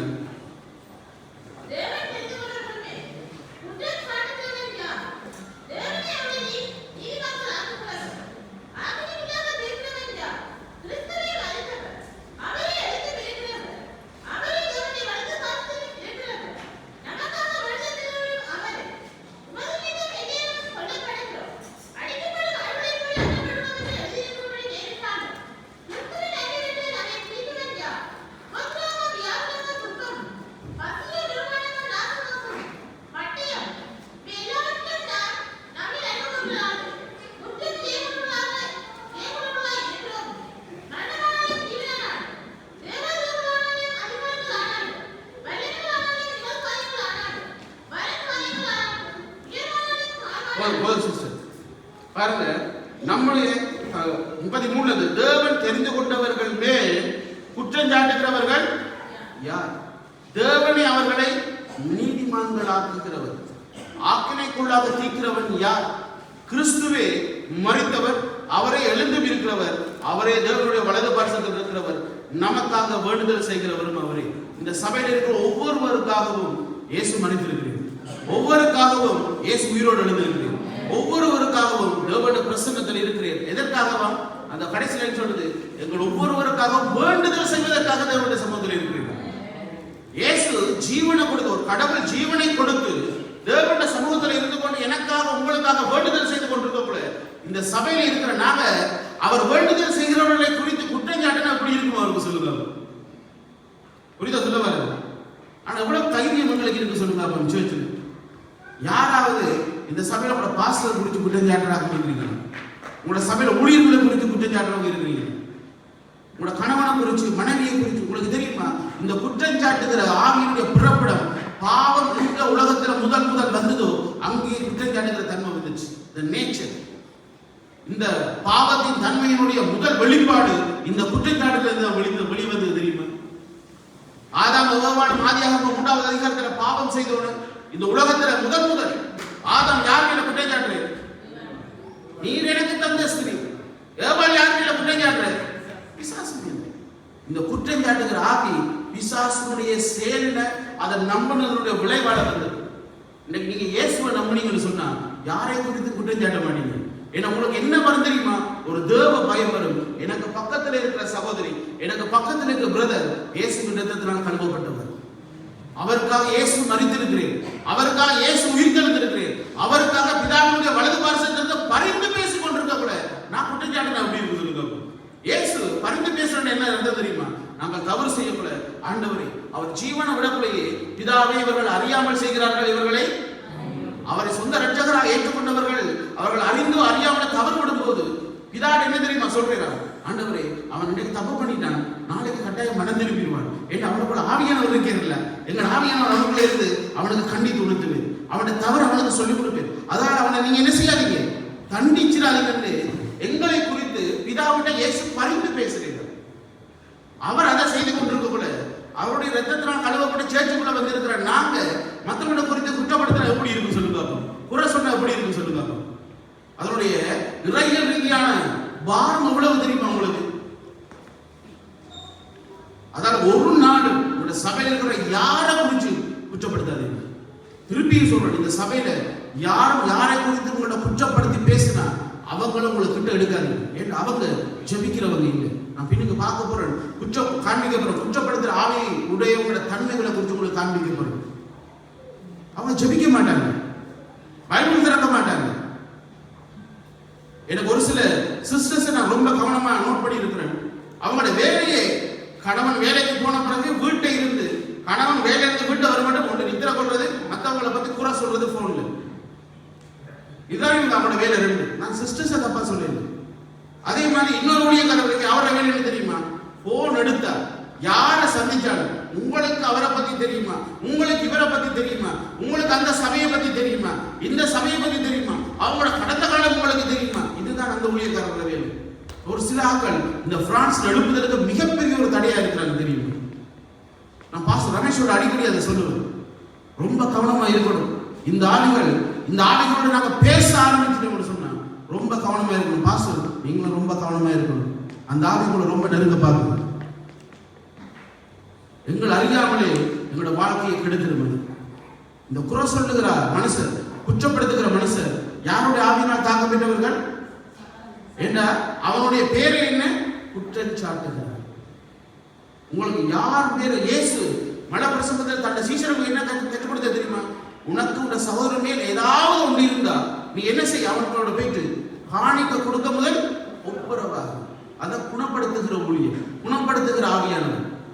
இந்த சபையில யாரோட ஏதாவது இருந்தா நீங்க அவங்களோட தனிப்பட்ட விதமாக போன் எடுத்தோ நேரா சந்திச்சோ நீங்க ஒப்புரவாக முடிய உங்களோட கசப்பையும் உங்களோட வைராக்கியத்தையும் உங்களோட பொறாமையும் உங்களோட எரிச்சலையும் மற்றவங்களுக்கு விதைச்சு அவங்களை உங்களோட கூட்டு சேர்க்கக்கூடாது. நீங்க நரகத்துக்கு போறது பரவாயில்ல, ஏன் அவங்களோட எதிர்காலத்தை நீங்க கெடுக்கிறீங்க. ரொம்ப கவனமா இருக்கணும் தெரியுமா இந்த ஆவியில. பவுல் தெளிவாக ரோமர் திருச்சபைக்கு சொல்றேன், ரோமர் 8வது அதிகாரம் முழுவதும் பரிசுத்த ஆவியானவரை பற்றியது. 1வது வசனத்துல சொல்றேன் பாருங்க, ரோமர் 8:1, ஆனபடியால் கிறிஸ்து இயேசுவுக்கு உட்பட்டவர்களாய் இருந்து மாம்சத்தின்படி நடவாமல் ஆவியின்படி நடக்கிறவர்களுக்கு ஆவியானவர் ஒருவனுக்குள்ள இருந்து ஆவியானவர் ஒருவனை நடத்த ஆரம்பிக்கும் போது அவனுக்குள்ள என்ன இல்லையா? அவன் எதிர்காலம் ஆக்கின தீர்ப்பு இல்லை. ஆக்கின தீர்ப்பு என்ன? நித்திய மரணம் அவனுக்கு இல்லை. ஆவியினால் நடவாமல் மாம்சத்தின் படத்து நடக்கிறவர்களுக்கு என்ன இருக்கு சொல்லுங்க பார்ப்போம். ஆக்கின தீர்ப்பு நிச்சயமாக இருக்கு. அதுல ஒன்றுதான் இந்த குற்றச்சாட்டுகிற தன்மை. ரொம்ப கவனமா இருக்கணும் வாயை திறக்கிறது. எல்லா இடத்துலையும் நீங்க வாய் திறக்க முடியாது. ஒரு கதை இருக்கு. ஒரு மீனவன் ஒரு ஆத்தங்கரையில மீன் பிடிச்சிட்டு இருந்தான். அப்ப ஒரு வயசான பெண்மணி ஒவ்வொரு நாளும் அந்த இடத்துல நடந்து திரிவாங்க. அப்ப அவ ஒவ்வொரு நாளும் இவனை கேட்கணும்னு அவருக்கு ஒரு எண்ணம் வந்துட்டே இருக்குமா. என்னன்னு சொன்னா, அவன் மீன் பிடிக்கிற அந்த தொட்டியை பார்த்தீங்கன்னு சொன்னா ஒவ்வொரு முறையும் சின்ன சின்ன அழகான சிவப்பு மஞ்சள் சின்ன சின்ன மீன்கள் குஞ்சுகளை தான் பிடிப்பாங்க. அப்ப இவருக்கு ஒரு நாள் தாங்க முடியாம அவன்கிட்ட வந்து கேட்டாரு, நீ எவ்வளவு திறமை, இத்தனை வருஷமா மீன் பிடிக்கிற, உனக்கு இறக்கம் இல்லையா? இவ்வளவு ஆத்துல இவ்வளவு பெரிய மீன்கள் இருக்கு, ஏன் இந்த குஞ்சு குஞ்சு மீனை பிடிச்சு கொண்டு வீட்டை போய் சாப்பிடுற? உனக்கு மனசாட்சி இல்லையா? உனக்கு மனசுல ஒரு கவலை வர இல்லையா? இந்த மீனை பிடிச்சு கொண்டு போய் சுட்டு சாப்பிடக்கூட சமைச்சு சாப்பிடக்கூடாதுன்னு சொல்லி. அப்ப அந்த மீனவன் சொன்னானா, நானும் வீட்டு இருந்து கஷ்டப்பட்டு இறைய கொண்டு வந்து இந்த தூண்டில போட்டு இந்த ஆத்துக்குள்ள நான் வலைய வீசக்கூட ஒவ்வொரு முறையும் நான் நினைக்கிறது கிலோ கணக்கில் பெரிய பெரிய மீன் தான் பிடிக்கணும்னு சொன்னேன். என்ன செய்ய, நான் இறைய போடக்கூட இந்த குஞ்சுகள் வாயை திறக்காம இருந்திருந்தா எங்க வந்திருக்காது? இந்த சட்டிக்கு வந்திருக்காது. அப்ப இந்த இறை வரக்கூட இந்த மீன் என்ன செஞ்சுட்டு வாயை திறந்ததனுடைய விளைவு, இறைய கடிச்சதுடைய விளைவு எங்க வந்திருக்கு? அவன் சின்ன மீனை பிடிக்கிறதுக்காக வலையை போடல. இன்னைக்கு அதை மாதிரி தான் நாங்கள் நிறைய பேர் எங்க வாய் திறக்க கூடாதோ அந்த இடத்துல வாயை திறக்கிறோம், எங்க பேசக்கூடாதோ அந்த இடத்துல பேச ஆரம்பிச்சிடும்.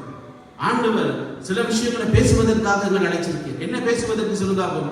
ஆண்டவருடைய வார்த்தையை சுவிசேஷமாக அறிவிப்பதற்கு எங்கள் அழைச்சிருக்கேன். மற்றவருடைய குறைகளை பேசுவதற்கு ஆண்டவர்கள் அழைக்கல. ஆண்டவர் தெரிந்து கொண்டவர் உண்மையில் சகரியாவை பார்த்து சொல்றேன், அல்லது பிசாசை பார்த்து ஆண்டவர் சொல்றேன், நான் தெரிந்து கொண்ட எருசலேம் மேல உன்னால் எப்படி குற்றம் சாட்ட முடியும்? ஆண்டவர் பிசாசுக்கு தனக்கு இடையில பிசாசு குற்றச்சாட்டு கொண்டு வரக்கூட எதை கொண்டு வந்து வைக்கிற தெரியுமா? தன்னுடைய தெரிவு. இந்த சபையில் இருக்கிற எல்லாருமே தேவனால் தெரிந்து கொள்ளப்பட்டிருக்கும் போது எப்படி நாங்கள் அவங்க மேல் குற்றச்சாட்ட முடியும் சொல்லுங்க. அதான் பவுல் கேட்கிற ரோமர் திருச்சபைக்கு. ஏன்னா அங்க இதே பிரச்சனை, புறஜாதிகள் ரோமர்களை குற்றம் சாட்டுறாங்க, ரோமர்கள் புறஜாதிகளை குற்றம் சாட்டுறாங்க. அதான் 9-10 அதிகாரத்தில் காட்டோலி வம்பரம் புறஜாதியை பத்தி பேசுது. இப்ப இதுல சொல்றேன் பாருங்க, 34வது வசனத்துல ரோமர்ல, ஆக்கினைக்குள்ளாக தீர்க்கிறவன் யார்? யாரையும் யாரும் என்ன செய்ய முடியாது. ஆக்கினைக்குள்ளாக தேவன் தெரிந்து கொண்டவர் மேல் குற்றம் சாட்டுகிறவன் யார்? தேவனை அவங்களை நீதிமான்களாக்குகிறார். இந்த இடத்துல யாராவது தேவனால் நீதிமான் ஆகாதவங்களுக்கு இருக்குவாங்க. எங்களோட நம்பிக்கை என்ன சொல்லுங்க? நான் எனக்கு சந்தோஷம், நீங்க எழுதி நிற்காது. உங்களுக்கு என்ன நம்பிக்கை இருக்கு தெரியுமா? தேவனை என்னவாக மாற்றி இருக்கிறேன். அப்ப மற்றவன் உங்களை குற்றம் சாட்டினா அதை குறித்து கவலையே படாது. உங்களை குறித்து குறை சொன்னா அதை குறித்து சிந்திக்காது. அந்த குறையில அவங்க எதிர்பார்ப்பு நீங்க பாவம் இல்லாத ஒரு வாழ்க்கை வாழணும், பரிசுத்தமா வாழணும், தொடர்ந்து இந்த ஊழியத்தில் நீங்க மேல வரணும், தேவன் உங்களுக்கு தந்த தரிசனம் வளரணும் என்ற நல்ல நோக்கம் இருந்தால் அவங்களோட சேருங்க, அவங்களோட குறைகளை கேளுங்க, அவங்க சொல்ற காரியங்களை கேளுங்க, அவங்களோட சேர்ந்து ஜெபி. நீங்க ஒரு ஆளை பத்தி குறை பேசுறேன்னு சொன்னா தேவனுடைய சமூகத்தில் அவங்களுக்காக ஜெபிக்கிற ஆளா இருக்குது தெரியும். பைபிள்ல அதுதான் இருக்கு. ஒவ்வொரு முறையும் அவங்க ஜனங்களை போய் சந்திச்சுட்டு வரக்குள்ள பேதுரு, பவுல் எல்லாருமே இடைவிடாமல் அவர்களுக்காக ஜெபம் பண்ணுங்கிறது சொல்லப்பட்டது. இயேசு ஒவ்வொரு நாளும் காலையில ஜனங்களை சந்திக்க போக முதல் அவர் இரவுல விழித்திருந்து ஜெபிக்கிறேன், காலையில ஜெபிக்கிறேன். இயேசுவோட ஊழியத்துல ஜெபம் இல்லாமல் அவர் எந்த காரியத்தையும் செய்தது இல்லை. இன்னைக்கு நீங்க பாருங்க, ஈஸியா சமைக்குள்ள வரக்குள்ள எவ்வளவு ப்ரிப்பரேஷனோட காலையில எழுப்பி சமைக்காம நீங்க யாருமே சாப்பிடல எனக்கு தெரியும்.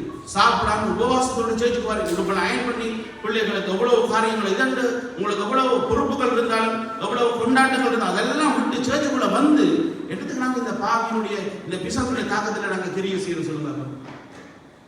உண்மையா இல்லையா சொல்லுங்க. அந்த நாளையும் நாங்க வீணாக்குறோம், அந்த காலத்தையும் நாங்க வீணாக்குறோம். ஒரு நாள் நீங்க சேர்ச்சுக்குள்ள வரக்கூட யாரையும் புற பார்க்கறதுக்கு வரக்கூடாது. இந்த குற்றம் சாட்டுகிற ஆவியுடைய தன்மை நாங்க எடுத்து பார்ப்போம். ஒவ்வொன்றாக நீங்க வேணும்னா எழுதி கொள்ளுங்க. முதலாவது இவங்களுடைய தன்மை, குற்றச்சாட்டு ஆவியுடைய தன்மை எப்படி தெரியுமா? எப்ப பார்த்தாலும் தொடர்ந்து மற்றவர்கள் மீது பழி சுமத்துவாங்க. தொடர்ந்து எப்பயுமே மற்றவங்க மேல என்ன செய்வாங்களா? ஒரு சிலர் எந்த ஒரு இடத்துலையும் தங்கட தவறை பத்தி பேசவும் மாட்டாங்க, மற்றவங்க தங்கட தவறை சொல்ல இடம் கொடுக்கவும் மாட்டாங்க. எல்லா இடத்துலையும் தாங்க மட்டும் தான் பர்ஃபெக்ட் மாதிரி பேசுவாங்க. ஆனா இப்படியா நாங்கள் ஜெபிக்கிற ஆக்களாகவும் இருக்க மாட்டாங்க, பைபிள் படிக்கிற ஆக்களாகவும் இருக்க மாட்டாங்க. மற்றவங்களோட சேர்ந்து ஜெபிக்க வாரிய பாருங்க, இவங்க சர்ச்சுக்கு வரக்குள்ளேயே மியூசிக் ஒழுங்கா வாசிக்கிறானா? யார் மியூசிக் வாசிக்கிறது? யார் பாட்டு பாடுறது? யார் பிரசங்கம் பண்றது? பிரசங்கத்துல என்ன ஓட்டை இருக்கு? நான் ஒரு நாளைக்கு ரெக்கார்டிங் பண்ணியிருக்கேன் இதை குறிச்சு. மார்க் போடு மார்க்சிஸ்ட் போட்டு ஒரு தலைப்புல நான் பேசியிருக்கிறேன். நான் ஷேர் பண்ணி விடுறேன், நீங்க பாஸ் பண்ணி நீங்க கேளுங்க. இந்த சர்ச்சுக்குள்ள வாரது மார்க்ஸ் போடுறது யாருக்கு? வர்ஷிப் பண்றவங்களுக்கு, மியூசிக் வாசிக்கிறவங்களுக்கு, பிரசங்கிமாருக்கு, சர்ச்சில் ஊழியம் செய்யறவங்களுக்கு, சண்டே ஸ்கூல் டீச்சருக்கு, யூத்துக்கு பொறுப்பானவங்களுக்கு, பெண்கள் கூட்டம் செய்யற, உவாச கூட்டம் செய்யற, சர்ச்சில் வர்றவங்க ட்ரெஸ் எல்லாத்துக்கும் மார்க்ஸ் போடுறதா இன்னைக்கு சர்ச்சுக்கு வருது. தேவன் ஆராதிக்க சர்ச்சுக்கு வருது. ஆண்டவர் எங்களை பரிசுத்த அலங்காரத்தோட எதுக்கு வர தெரியுமா? ஆண்டவர் ஆராதிக்கிறது. ஆனா சர்ச்சுக்கு எதுக்கு வர தெரியுமா? மற்றவங்களை குறை கண்டுபிடிக்கிறதுக்கு, குற்றஞ்சாட்டு.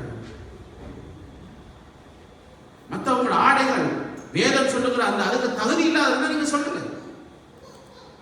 நான் ஒரு சில சபைகளுக்கு போகக்கூட பாத்தீங்கன்னு சொன்னா, சபையில தகுதி இல்லாத சில வஸ்திரங்களை போட்டுக்கொண்டு வரக்கூடாது. சபையில படிக்கல, சபைக்கு வெளியே கூட நான் நேராக கண்டிச்சிருக்கேன், சொல்லி கொடுத்துருக்கேன். இது உங்களுக்கு தகுதி இல்லைன்னு சொல்லு.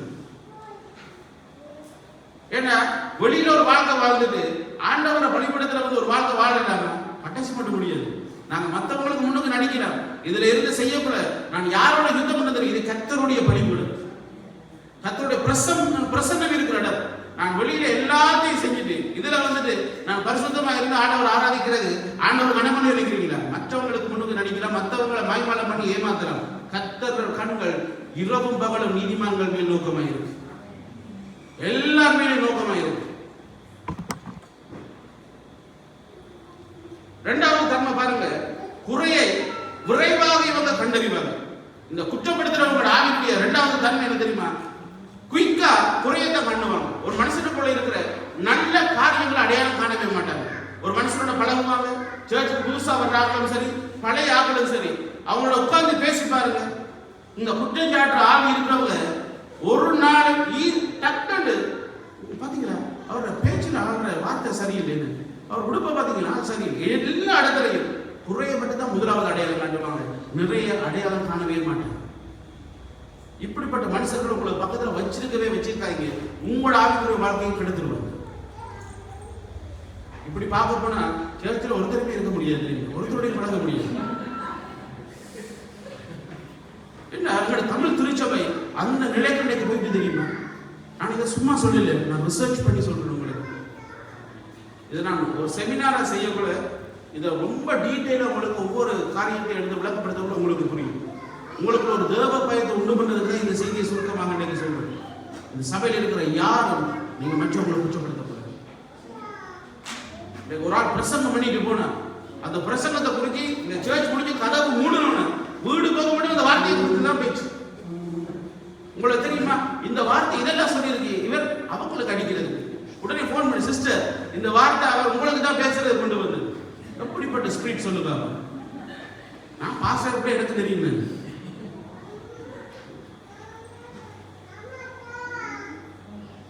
பாஸ்டர்மார நிலைமை தான் தெரியுமா? நிறைய பாஸ்டர்ஸ் ஊழியத்தை விட்டு போறதுக்கும் ஊழியம் செய்யாமல் இருக்கிறதுக்கும் ஊழியத்துல சோர்ந்து போயிருக்கிற காரணம் இந்த ஆவி உடையவங்களால.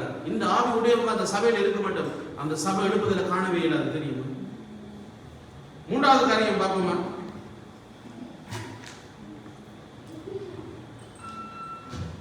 ஒரு மனிதனை இவர்கள் சீர்திருத்துறதுக்கு பதிலாக கண்டனத்துடன் பேசுவாங்க. எபேசியர் 4:15 ஒரு கடிதம் வாசிக்கிறீங்களா? எபேசியர் 4:15.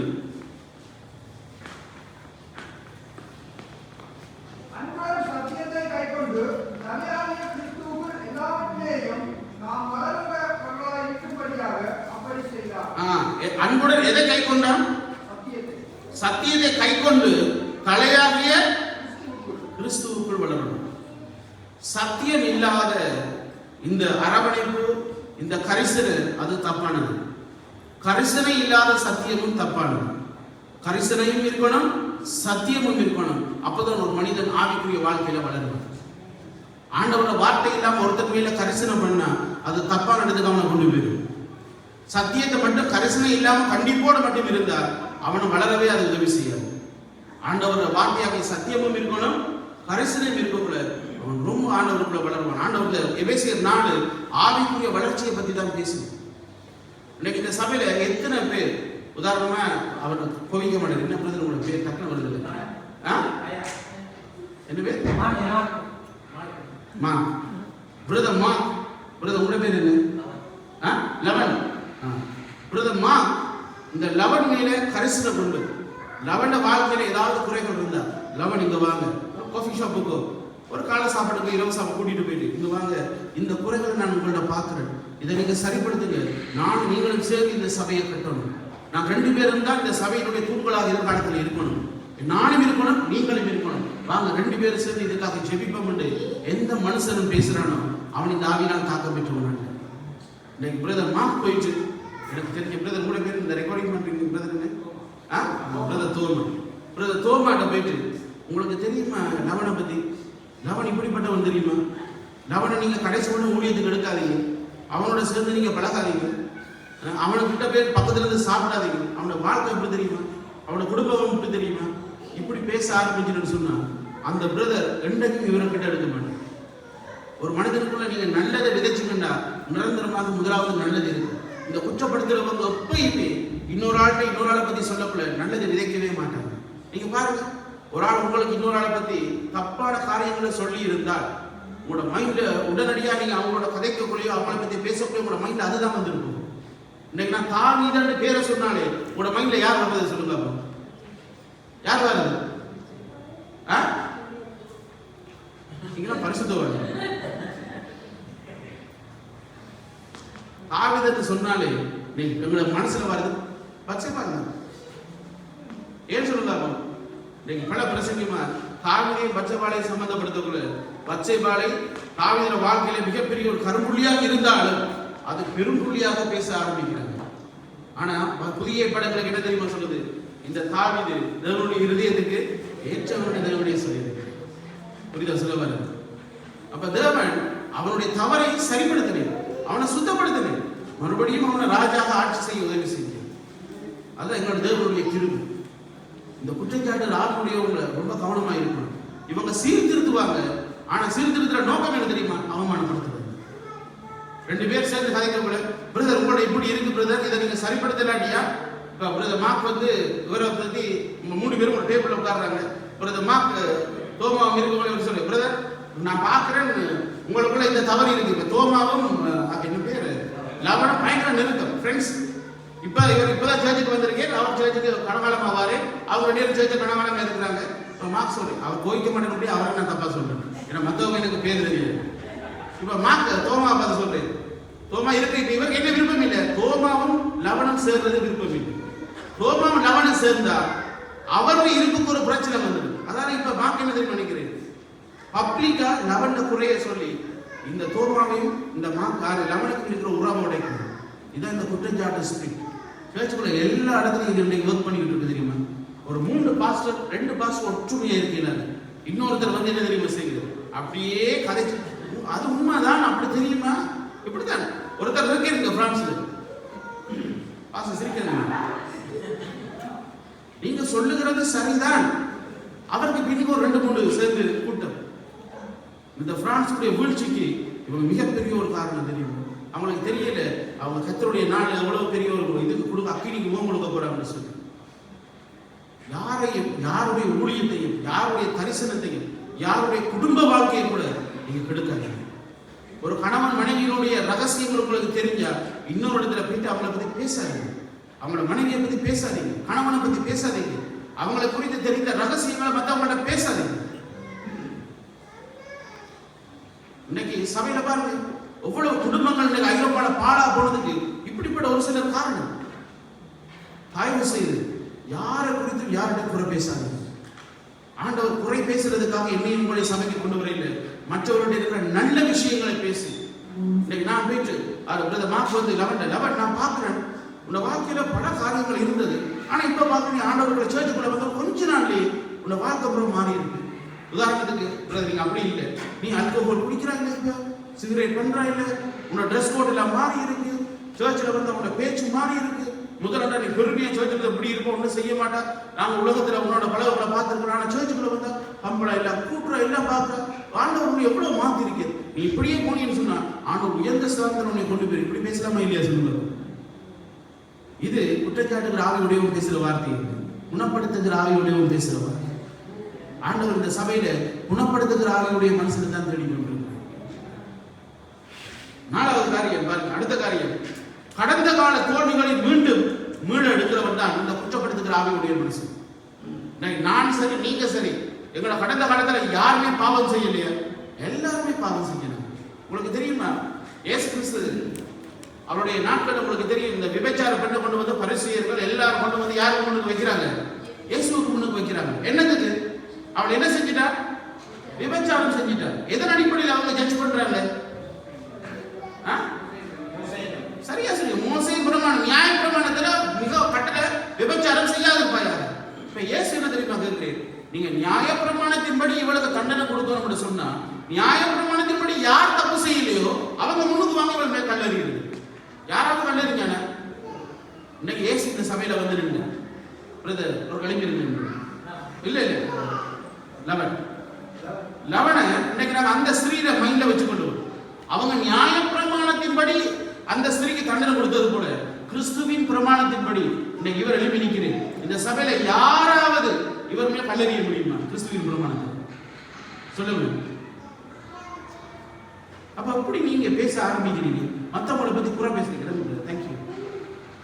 அவரை பத்தி சரி, அவரோட நான் கதைச்சதே இல்லை. ஒரே ஒரு நாள் அந்த கிளாஸை பத்தி மட்டும் ஒரு 10 நிமிஷம் கழிச்சிருக்கு. பாஸ்டரும் அவரை பத்தி ஒன்றுமே என்னோட கழிச்சிருக்கு. கத்தருக்கு ஒன்றும் தேவனை பள்ளிக்கூடத்தில் சொல்றேன். நான் உதாரணத்துக்கு எடுத்தது.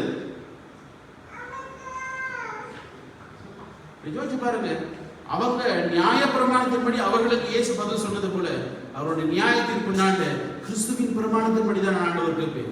உன் பாவங்களை நான் மன்னித்து உன் அக்கிரமங்களை நான் நீக்கி உன்னை நீதிமான் என்ற அடையாளத்தை தந்து சிஸ்டர் காலத்துக்கு கால் போட போய்க்க பரலோகத்துக்கு உன்னை போவதற்காக நான் உனக்கு அந்த என்ன சொல்ற ஃப்ரீ டிக்கெட்டை தந்திருக்க கூட, நான் அவங்களை சர்ச்சுக்குள்ள கொண்டு வர கூட நீ என்ன செஞ்சிருக்க? அவங்களை ஜட்ஜ் பண்ண ஆரம்பிச்சு கொண்டு அவங்களோட குறைகளை பேசுவதற்காக சர்ச்சுக்குள்ள வரோம், ஆண்டவரை ஆராதிக்கிறதுக்காக சர்ச்சுக்கு வரோம். இங்க நாங்க எல்லாரும் கூடி வரக்கூட கிறிஸ்து தான் நாங்க வெளிப்படுறோம். கிறிஸ்து வாசம் பண்ணுகிறது, கிறிஸ்து தலையாக கொண்டது, கிறிஸ்துவை அஸ்திவாரமாக கொண்டது, கிறிஸ்துவினுடைய அவயவங்கள் சேர்க்கிற கிறிஸ்துவின் சரீரம் தான் சபை. இங்க யாரும் குறை இல்லை, யாரும் நிறை இல்லை, எல்லாம் கிறிஸ்துவால தான் நிறைவாக்கப்படுறாங்க. தெரியுமா? ஒரு நாள் இந்த சர்ச்சுக்குள்ள இதுக்கு பிறகு நீங்க யாராவது யாரை பத்தி குற்றப்படுத்தி பேசுறீங்கன்னு சொன்னா, யாருடைய குறைகளை பேச ஆரம்பிச்சுன்னு சொன்னா, நான் இப்ப உங்களுக்கு சொல்லிட்டு போறேன், ஆவியானவர் கேட்டுக்கொண்டிருக்கிறேன், உங்களுக்குள்ள ஆவியானவர் இருக்கிறேன், தேவனுடைய சகாதங்கள் இதெல்லாம் கேட்டுக்கொண்டிருக்கு. நியாய தீர்ப்புனால நீங்க கணக்கு கொடுத்தே தீரணும். இது பாவம் என்று இன்னைக்கு உங்களுக்கு நான் உங்களுக்கு சொல்லிட்டேன். இது பிசாசுடைய ஆவியில் உங்களுக்கு சொல்லிட்டேன். அவருடைய ஆவியினால் தாக்கப்பட்டவங்க தான் இதை பேசுவாங்க, இதை செய்வாங்க, இதை மாதிரி நடந்து கொள்வாங்கன்னு சொல்லிட்டேன். இதுக்கு பிறகு நீங்கள் மன தைரியமாக இந்த பாவத்தை செய்வீங்கன்னு சொன்னா, எபிரேய புத்தகத்துல பவுல் அந்த எபிரேய யூதர்களுக்கு சொன்னது போல இன்னைக்கு நான் உங்களுக்கு சொல்றேன், நியாய தீர்ப்பு நாள் உங்களுக்கு நித்திய அக்கினி தான் இருக்கு. ஏன்னா இந்த குற்றம் சாட்டுகிறவனுக்கு வெளிப்படுத்தல் 12:10 என்ன முடிவு கிடைச்சது? அவன் தாழ தள்ளப்பட்டு போனான் என்று எழுதப்பட்டது. ரொம்ப கவனமா இருந்த இந்த விஷயத்தில். அடுத்த காரியம் பார்த்தீங்கன்னு சொன்னா, இந்த குற்றம் சாட்டுகிறவங்களோட அடுத்த தன்மை என்ன தெரியுமா? பிறருடைய தோல்வியில் மகிழ்ச்சி அடைகிறது. இதெல்லாம் நான் ஒரு புக் எழுதி என்ன தீசிஸ் எழுதி கொண்டிருக்கிறது உங்களுக்கு பாயிண்ட்ஸா சொல்றேன். பிறருடைய எதிரையா தோல்வியில மகிழ்ச்சி அடைவாங்க. இந்த குற்றச்சாட்டுறாக ஈஸியா நீங்க சேர்த்து அடையாளம். மற்றவங்க அவங்களோட ஆவிக்குரிய வாழ்க்கையிலையும் சரி, பொருளாதாரத்திலையும் சரி, ஏதாவது ஒன்றுல அவங்க தோல்விக்குள்ள போயிட்டாங்கன்னா, இழந்து போயிட்டாங்கன்னு சொன்னா, ஏதாவது பிரச்சனைக்கு அவங்க முகம் கொடுத்தாங்கன்னு சொன்னா, இந்த ஆவியுடைய உடனடியாக சந்தோஷப்பட்டு பேசுவாங்க. தெரியும் இவங்க அந்த சந்தோஷத்தை எப்படி தெரியுமா வெளியே காட்டுவாங்க? சர்ச்சில் யாருக்குமே தெரியாம இருக்கு, எல்லாரும் பரவசியமாக்கிடுவாங்க. உங்களுக்கு தெரியுமா? கேள்விப்பட்டீங்களா அவங்களுக்கு இந்த பிரச்சனை, கேள்விப்பட்டீங்களா இவங்களுக்கு இந்த பிரச்சனைன்னு சொல்லி ஏதோ கரிசனையோட மற்றவங்க சொல்ற மாதிரி உள்ளுக்கு இருக்கிற சந்தோஷத்தை வெளியில எல்லாருக்கும் சொல்லிடுவாங்க. அவங்களுக்கு விருப்பம் இல்லை. அவனோட கடனை குறித்து சொல்லியோ, கணவன் மனைவிக்குள்ள இருக்கிற பிரச்சனையை சொல்லியோ, பிள்ளைகள் செய்த தவறுகளை வெளியிலே சொல்லியோ, ஆனா இந்த குற்றச்சாட்டுகள் ஆளுடைய வேலை என்ன தெரியுமா? உங்களுக்கு தெரியுமா அவங்களுக்கு என்ன நடந்ததுன்னு சொல்லி? அவங்க இப்படி ஏன் வந்தாங்க தெரியுமா? இன்னைக்கு சேர்ச்சுக்கு ஏன் சேர்ச்சுக்கு வரல தெரியுமா? அவங்களோட வீட்டுல அன்னைக்கு அந்த பிரச்சனை நடந்தது என்னதுக்கு தெரியுமா?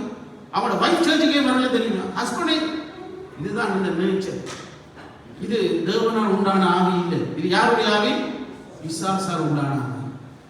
ஒரு நாளைக்கு இந்த சேர்ச்சுக்குள்ள இப்படிப்பட்டவங்களோட நீங்க பழகவே பழகாது. உங்களை பக்கத்திலே வச்சிருக்காங்க. ரொம்ப கவனமா இருக்கு. அடுத்த காரியம் நீங்க பாருங்க, நீதிமொழிகள் 24:14 ஒரு படத்தை வாசிக்கிறீங்களா?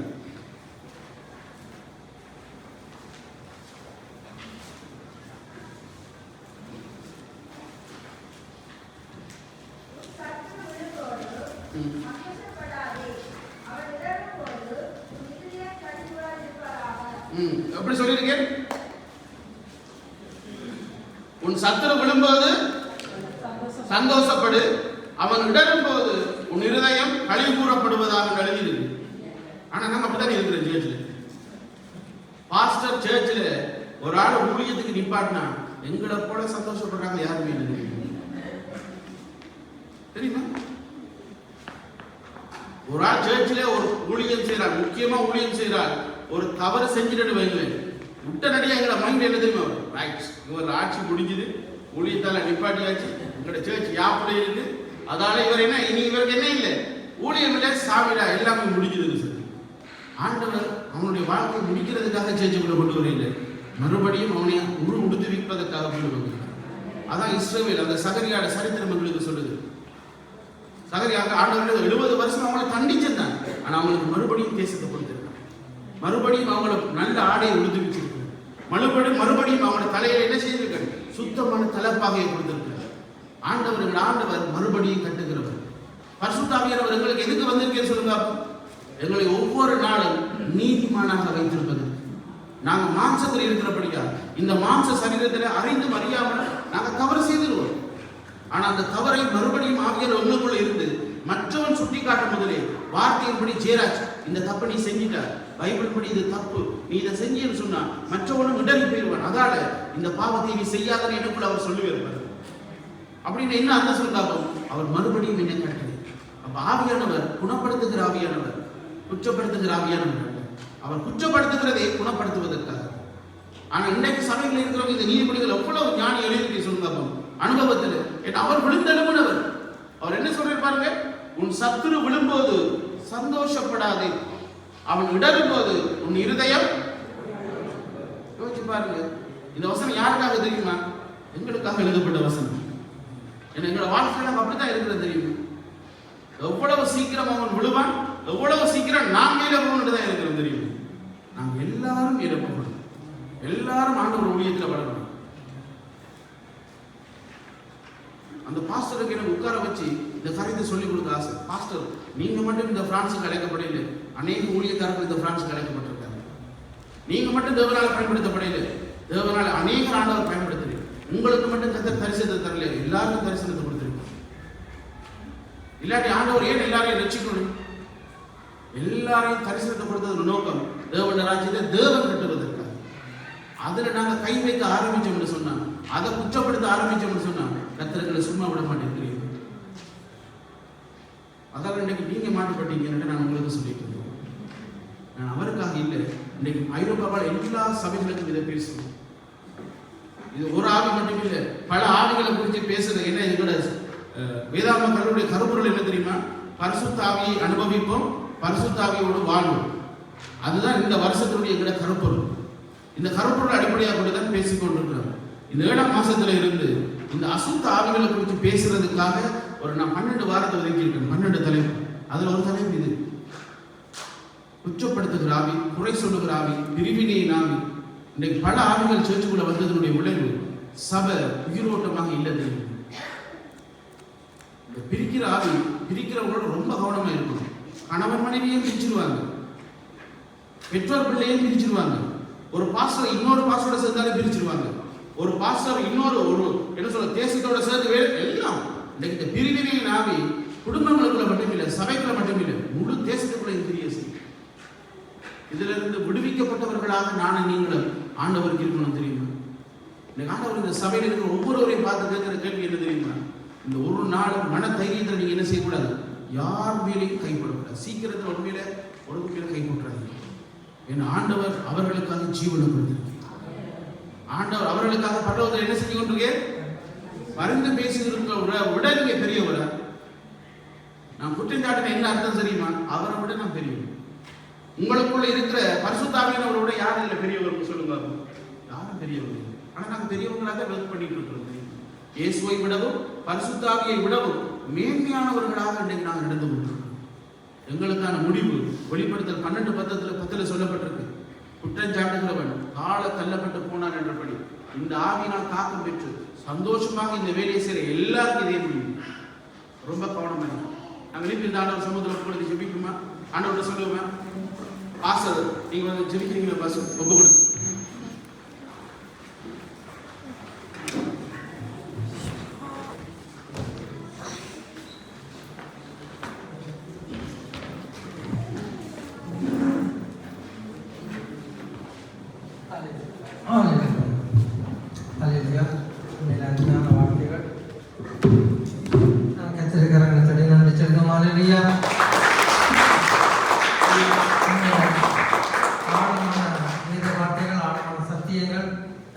வளரணும்னு சொல்லி தேவன் விரும்புகிறார். பிரியமான பிள்ளைகளை அல்லேலூயா. அதனால தான் பரிசுத்த ஆவியானவர் தேவன் ஆழமான வார்த்தைகளை சந்து இந்த நாளில் உங்களை நினைப்பூட்டி இருக்கிறார். கர்சனை உள்ளவராக இருக்கிறார். அல்லேலூயா. நான் அடிக்கடி சொல்ற காரியம் ரெகுலரா கவர்மெண்ட் விளங்க இவன் ஒருத்தன் தன்னுடைய வாழ்க்கையில ஜெபம் இல்லாமல் வேத படிப்பிலா இருக்கிறானோ அவன் கட்டாயம் ஒரு சொல்ற ஆவிக்கு அருமைப்படுவான். அல்லேலூயா. நான் இன்றைக்கு முன்மாட்டி சொல்றேன், நான் ஜெபிக்காமலும் பயப்படிக்காமலும் வெளியில போக மாட்டேன். அல்லேலூயா. இன்றைக்கு சில பேர் பார்த்தால் டைம் கிடைக்கிறதான் ஜெபிப்பாங்க, டைம் கிடைக்கிறதான் வசனத்தை படிப்பாங்க. என்னுடைய வாழ்க்கையில் அவனுடைய கிருபை நான் ஜெபிக்காமல் பயப்படிக்காமல் வெளியில் இறங்கவே மாட்டேன். அல்லேலூயா. அதனால தேவன் என்னை நடத்துகிறார். அப்படி நீங்கள் இருக்கணும்னு சொல்லி நான் வாஞ்சிக்கிறேன். அல்லேலூயா. குறை சொல்லாமல் குற்றம் சொல்லாமல் நாங்கள் இருக்கணும்னு சொல்லி உதாரணமா பாஸ்டர் லவனை குறித்து சொல்லிக்கொண்டு இருக்கீங்களா? உங்க என்ற உள்ளம் சந்தோஷமா இருந்த காரணம் இந்த பிள்ளை கொஞ்ச காலம் தான் சபைக்கு வருகிறான். தேவனுக்காக தன்னுடைய வேலையை விட்டுட்டு சனிக்கிழமை உபவாசம் கொடுத்து கூட பாஸ்டர் சிறப்பு தாங்க நான் நேரத்தோட வந்து ஜெபிக்கணும்னு சொல்லி அதே மாதிரி அந்த பிள்ளை இன்னைக்கு ஜெபம் நடத்துகிறான், யோசிப்பு செய்கிறான். எனக்கே ஆச்சரியமா இருக்கு. ஒருத்தருடைய ஆவிக்குரிய வளர்ச்சியை பார்க்கல. அல்லது அடுத்தது சொல்லிக்க தயனை கூட சொன்னார். அதான் அவருக்கு ஊழியம் கொடுத்தாச்சு, கொடுக்காமட்டாலும் பிரச்சனை, ஒரு பிரச்சனையும் இல்லை. அவர் சொல்லுவார் உண்மையில சந்தோஷம். அப்படிப்பட்ட பிள்ளைகளை கர்த்தர் உயர்த்துவார். அல்லேலூயா. நான் அதை அக்கறையிலாம் இருந்தால் கூட பேசி சொன்னது தேவன் செய்ய நினைத்தது ஒரு நாள் தரப்பட மாட்டாது. அல்லேலூயா. தேவன் உன்னை கொண்டு இந்த காரியம் செய்ய கட்டாயம் செய்ததா முடிப்பார். நீதிமொழிகளில் ஒரு வசனம் இருக்கு, பேசாது இருந்தால் மூடனும் நான் எனப்படுவார். நாங்கள் என்ன செய்யறது? எங்களுடைய இந்த நாவால தான் எங்களுக்கு நாங்களே சொல்லுவாங்க யான என்ன நான் உண்மை இந்த நாவால தான் எங்களுக்கு வர வேண்டிய ஆசீர்வாதத்தை நாங்கள் அழிச்சு கொள்றது. பிரியமானது ஜனமே, நான் உண்மையில அடிக்கடி யோசிப்பேன். இந்த சாமுவேல் சவுண்ட போன வேளையில கதைத்து கொண்டு இருக்கீங்கள அந்த ஆடு மாடு காட்டி கொடுக்குது உண்மை இல்லையா? நாங்க சில வேளையில அப்படிதான் யோசிப்பேன். நான் நல்ல மாதிரி ஒரு ஆளை வச்சு கொண்டு இருப்பேன். ஆண்டவரே இவரை எப்படி நான் முன்னு கொண்டு வரணும், இவரை எப்படி முன்னு கொண்டு வரணும், நான் பிரயாசப்பட்டு கொண்டே இருப்பேன். பார்த்த கடைசி நேரத்துல இந்த காலத்தை காட்டி கொடுவோம், அந்த ஆடு மாடு காட்டி கொடுத்துடும். அப்பதான் தெரியும் எல்லா காலம் கர்த்தர் என்ன காத்து கொண்டார். யோசிச்சு பாருங்க. உண்மையான சொல்ற ரெகுலரா திரும்பவும் சொல்ற ரெகுலரா நீங்க ஜெபிச்சு கொண்டு வாங்க, வேதத்தை படிச்சு கொண்டு வாங்க. வாய் பேசாமல் அடக்கமா இருக்கு. எந்த குறையும் கலைக்க மாட்டேங்க, குற்றம் செய்ய மாட்டேங்க. உங்களை எதுக்காம நீங்க போராட வேண்டிய அவசியம் இல்லை. யாத்திரா 14 சொல்லப்படுகிறது, நீங்களும் சும்மா இருப்பீர்கள், கர்த்தர் உங்களுக்காக யுத்தம் பண்ணுவார். அல்லேலூயா. இதுதான் என்னுடைய வாழ்க்கையில் நான் கடைபிடிச்ச காரியம். இப்ப நீங்க பேசாம அமர்ந்திருந்து தேவனோட உறவாடுங்க, தேவனுடைய வேலையை செய்யுங்க. தேவன் உங்களை கொண்டு பெரிய காரியங்களை செய்வார். அல்லேலூயா. அல்லேலூயா. நாங்கள் ஒரு ஆண்டவருடைய வார்த்தைக்காக நன்றி சொல்லுவோமா? நன்றி ஆண்டவரே, ஜீவனுள்ள பிதாவே, ஐயா உடைய ஜீவனுள்ள மன்னாவுக்காய் நன்றி ஆண்டவரே. ஒரு நாளும் என்னை மறவும் தெய்வம் நீரே, நன்றியோடு உம்மை துதிக்கிறேன்.